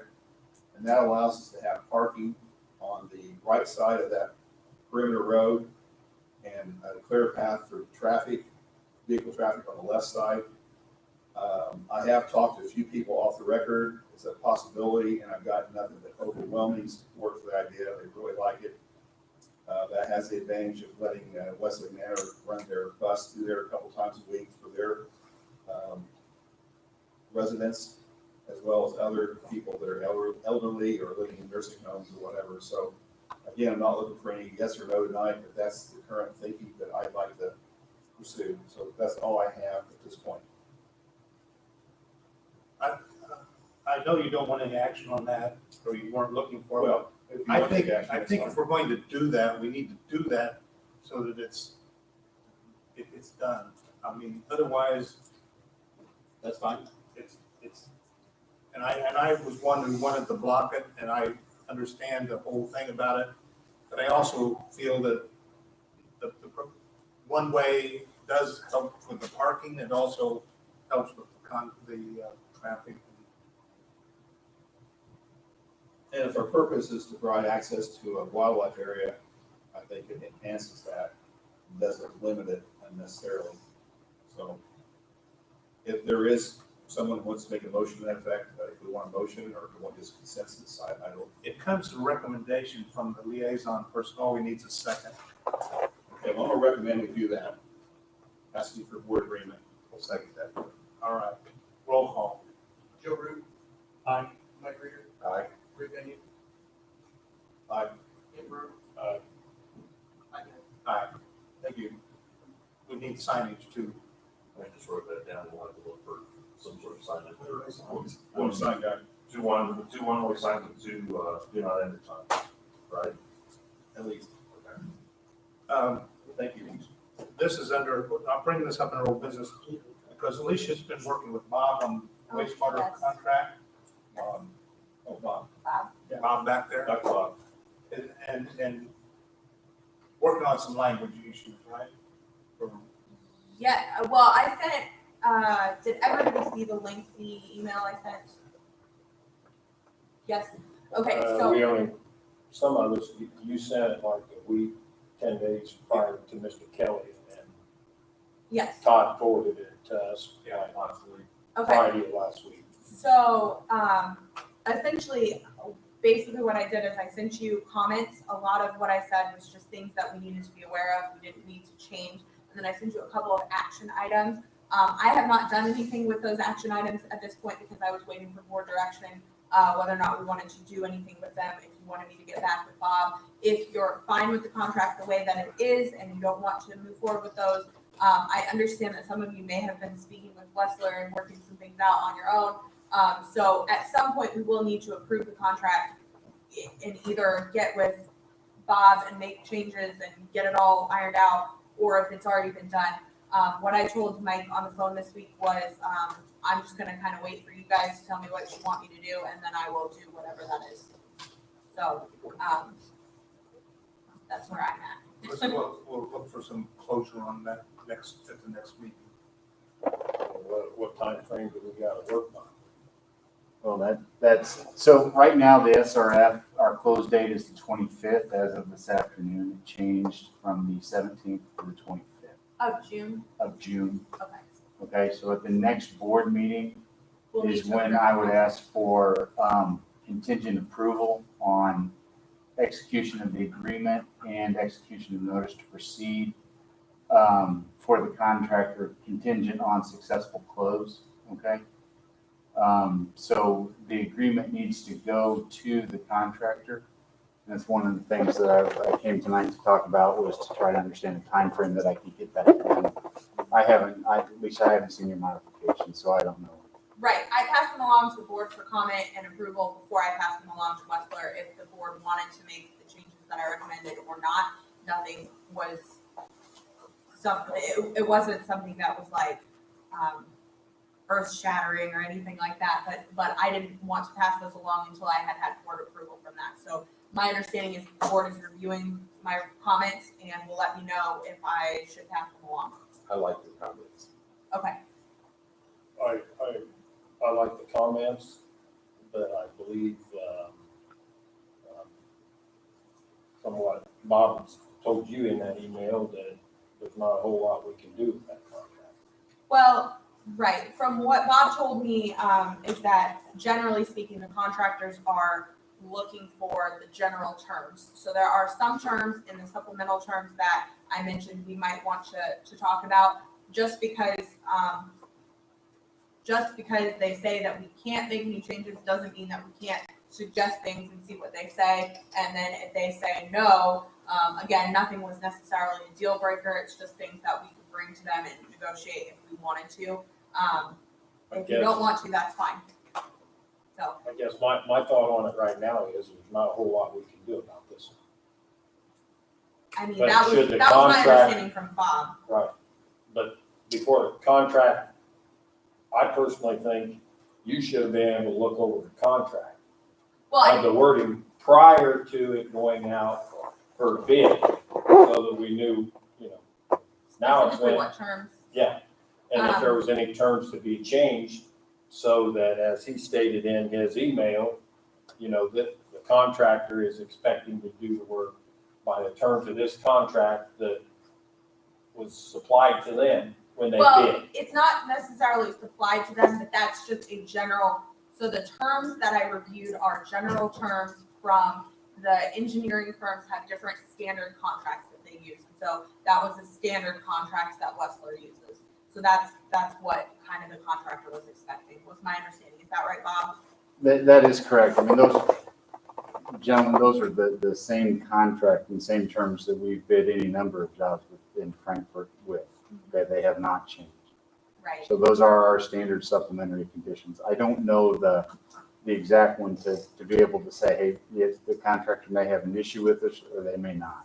Right, and that's what my action items, what I was recommending is that we bring those to Bob and Bob will pass them along to the contractor. If there's an issue, we can discuss those, in depth, and if there's not an issue, they may say, that's fine, no problem. But I just don't know without talking to the contractor. Do you use that same contract in Lebanon, Yes, not just Frankfurt, other places you use it? it's all across the state. Yeah, the engineering firms, whether it's Westler or other ones, there are different ones that you can use. I forget which one specifically you use, but there's also like an AIA one and there's other ones. We And use they the basically- EJCDC. Yeah, It's the so they standard create construction standard contract. Most of the time, I don't have any major issues with them because they kind of are what they are. But I do like to read them to make sure that we're aware of our obligations because it's a lengthy document. And if you're unaware and you violate it, then you're in default without needing to be. So, I'm prepared to make a motion that we move forward with the current contract as it's written, as it's written. that's fine. Second? I'll second that. Okay. Lesson learned. Yeah, I mean, I think there's nothing, you know, She needs involved at the start, not after it's presented to this board. you clear on that, Chris? Way ahead of it. All right. Roll call. Joe Root, Aye. Rick Onion. Aye. Mike Reeder, Aye. Ken Brewer, Aye. Mike Jones. Aye. There was, Bob, there were a couple of small changes that won't have any impact, such as the address and things like that. So I'll That's fine. post you, if that's okay with the board. Chairman versus president, those sorts of things. Is that all right? with the board? Clerical nature. Yeah, okay. Is that something in that total contract, is that signed by everybody on the board or just the chairman? How is I think it Have was been done just in signed by. I think it's just signed by the chairman. Yeah, so, I believe in one meeting, which maybe we haven't done this in meeting two, but I think at one meeting, we determined that Mike would be authorized to sign the documents. Was my recollection. If not, we should do that real quick, but I think. That's normal. That's He's been the So, sole signatory yeah. on everything today.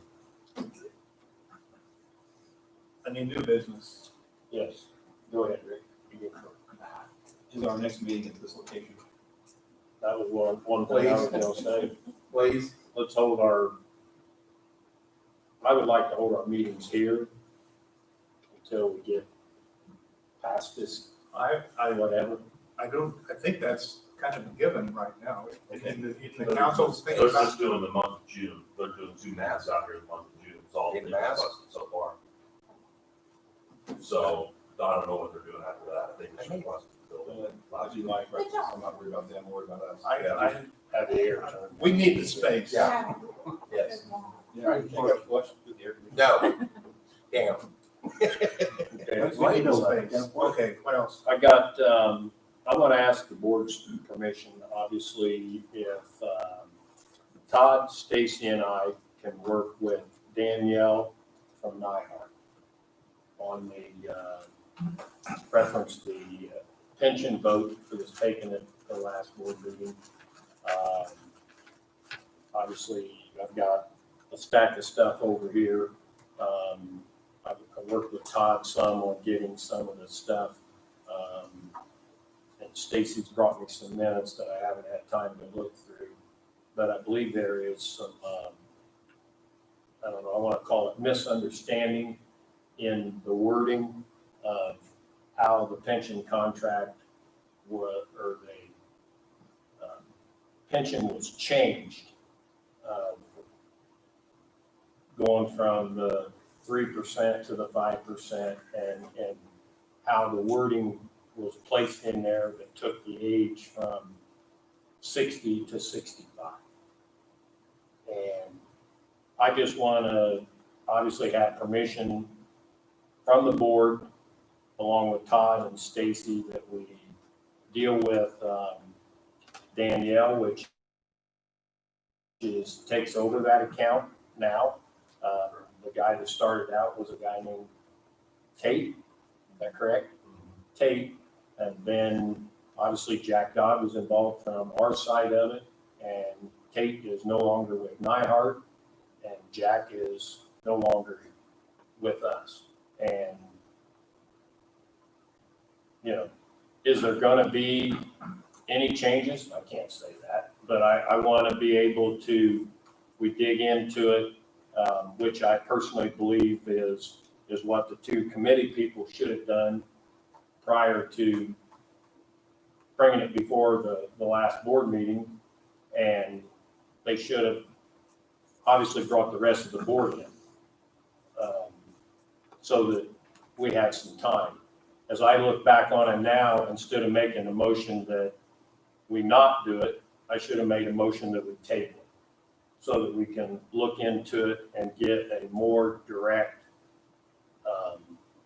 financial impact that it's gonna have versus some of the financial numbers that I just quickly ran over a Saturday that I had after getting information of it on a Friday. And see if there is any other options that's available to us from dealing with Danielle. I believe right now we are, that pension plan is still on the watch list. And that doesn't come out until July. The release of the watch list.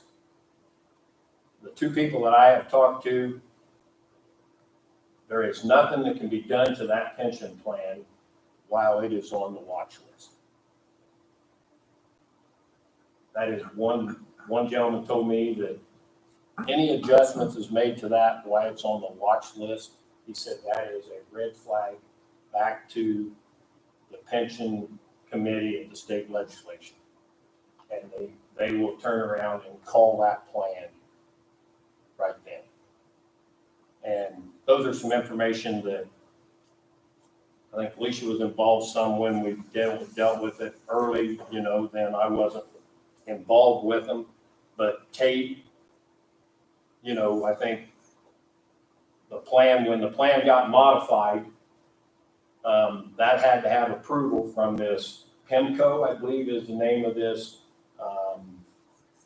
watch committee of state legislators that watch over this to approve that the pension plan is making a good faith effort to turn around and go in the right direction. And if we would have changed that at the last meeting from 65 to 60, that is not going in the correct direction to make the plan sustainable, whatever. So, you know, I want to get the board's approval. Obviously, we're going to have some cost out of that. I can't see it being the cost that the pension board paid before, but that will be something before there's anything like that if the board gives Todd and I and Stacy approval to talk and get to the bottom of some of the things and get a little more information on it. You want that in the form of a motion?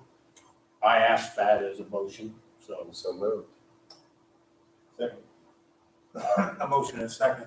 And probably, you're right, Ken, this is the way it should have been done in the first place.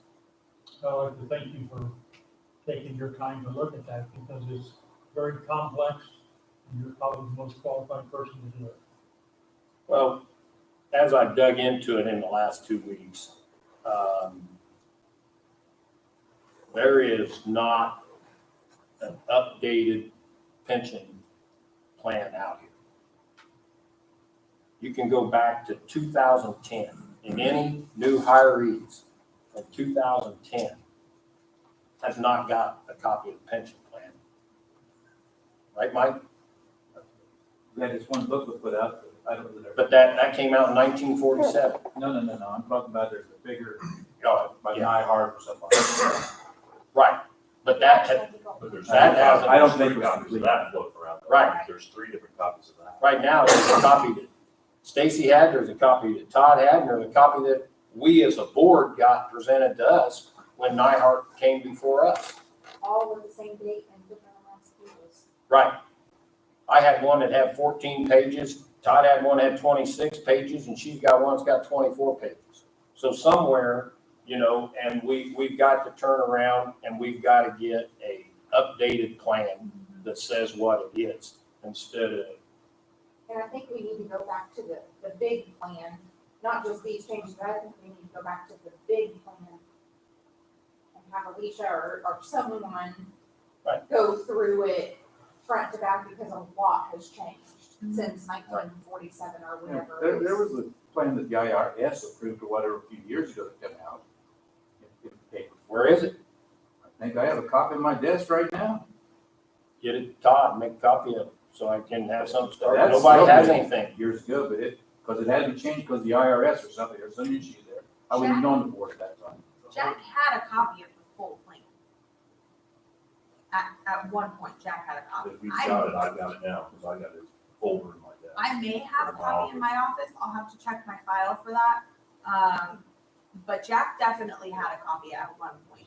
I don't know that I got a full copy of the whole thing, I think he just sent me the parts that were pertinent to what we were doing, but at one point, he did have a copy, I think it might have been in a binder, don't quote me on that. I've got a free reminder that's green, just to. Yeah, that's gotta be the plan, Okay. so, But that's all I'm asking is to, right. I want to just follow up more. But I think that's the right thing to do. Let me ask you your opinion. Is this gonna open up the question of what is the retirement age for the pensioners again? Or is it gonna be looking all around that topic, or is that possibly gonna come up at the end for the board to vote on? I would say probably yes, but I can't say yet, you know. I guess I would speculate it that possibly could, but it is, you know,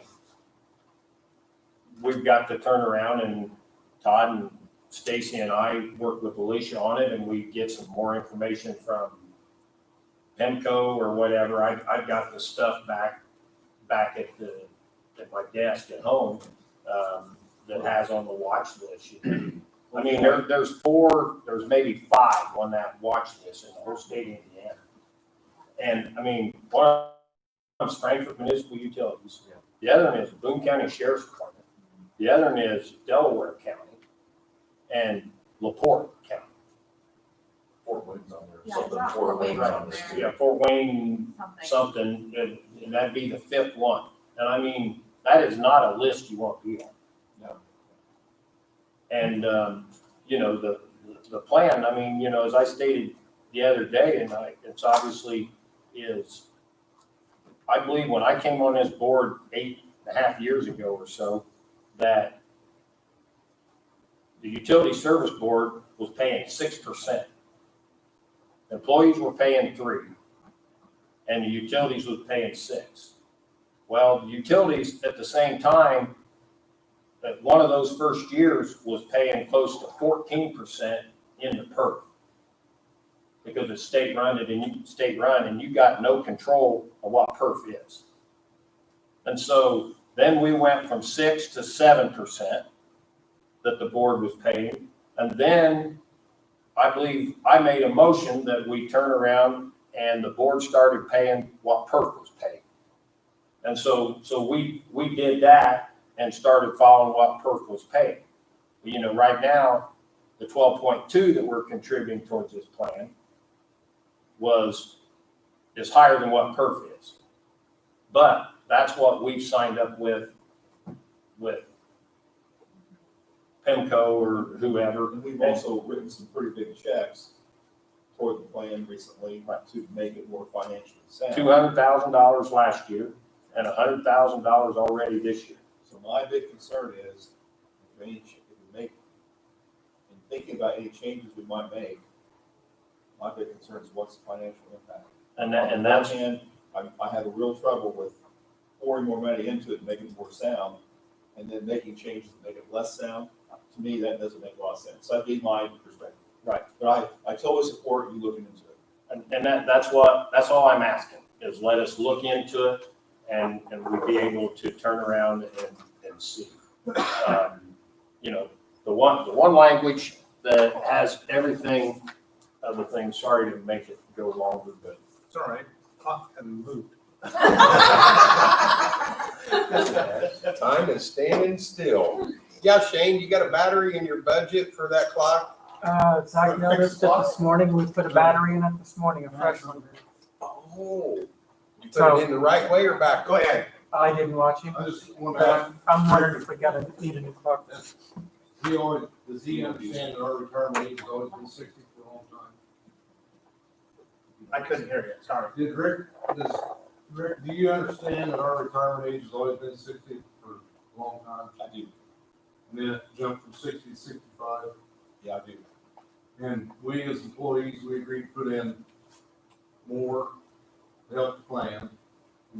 We agreed to take less when we reach retirement age, but then we never had the opportunity to vote to go from 60 to 65. And that's where it's hard for me to accept. What's fair comment? And Rick, to back what he says, I have the 1022 of going from 2% to 1.5%. That's what they get at the end. And contribution 12.2 into the top. There is nothing in this minutes that, let's say, all the employees voted on that said retirement age goes from 60 to 65. There's nothing in, you know, I got 4 different of these packets, and to read through them, you know, there's one line in there, and what is it, Stacy? It says, the retirement age to be changed to actuarially equivalent.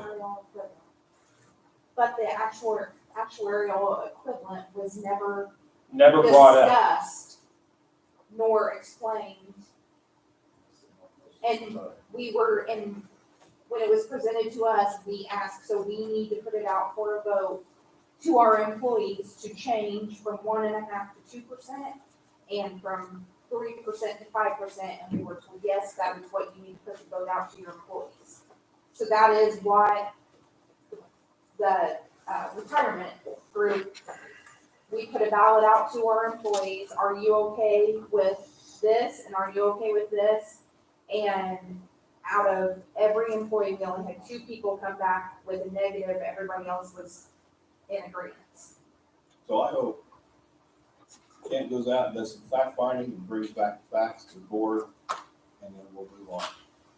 And I don't And know that's what to all I'm expect. asking. I don't know what to expect, but I think it needs review. Roll call. Jody. Question first. Okay. Kent, at the same time, should you be reviewing the actions of the actuary and make a recommendation on if we should be looking for a different one? My opinion of that right now is no. The one that we have right now, Joe, her name is Danielle Weingartner, I believe. She's very good.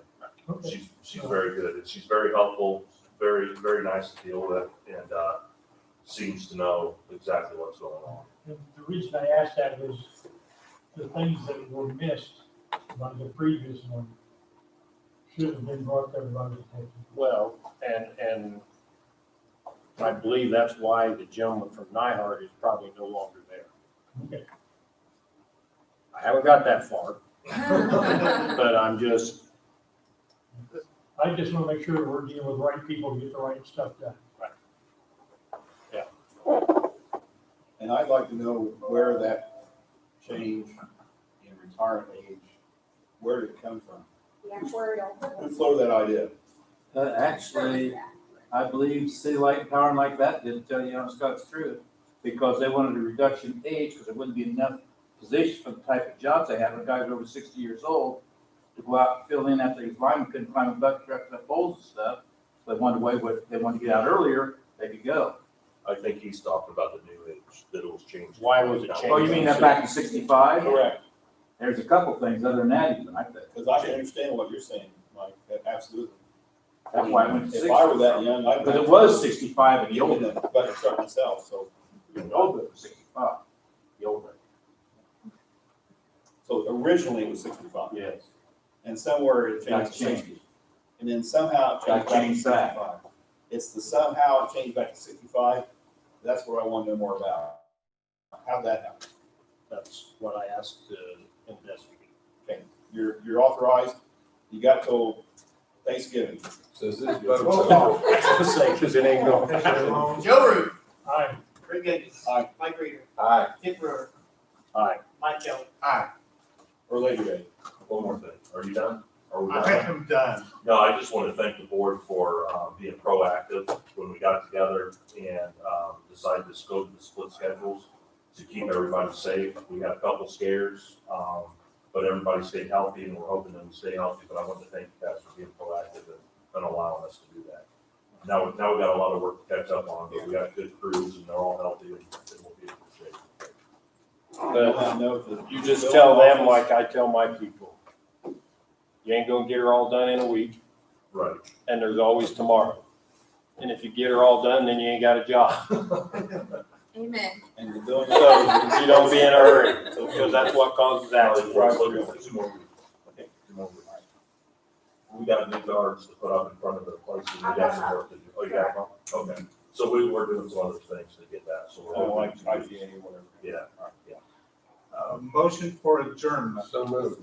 All those in favor say aye. Aye. My battery's running low. I'd be home 8 o'clock. Come on, Mike, back. My battery's on the floor. Y'all should warn me if it's gonna be that long. I don't know where you're at.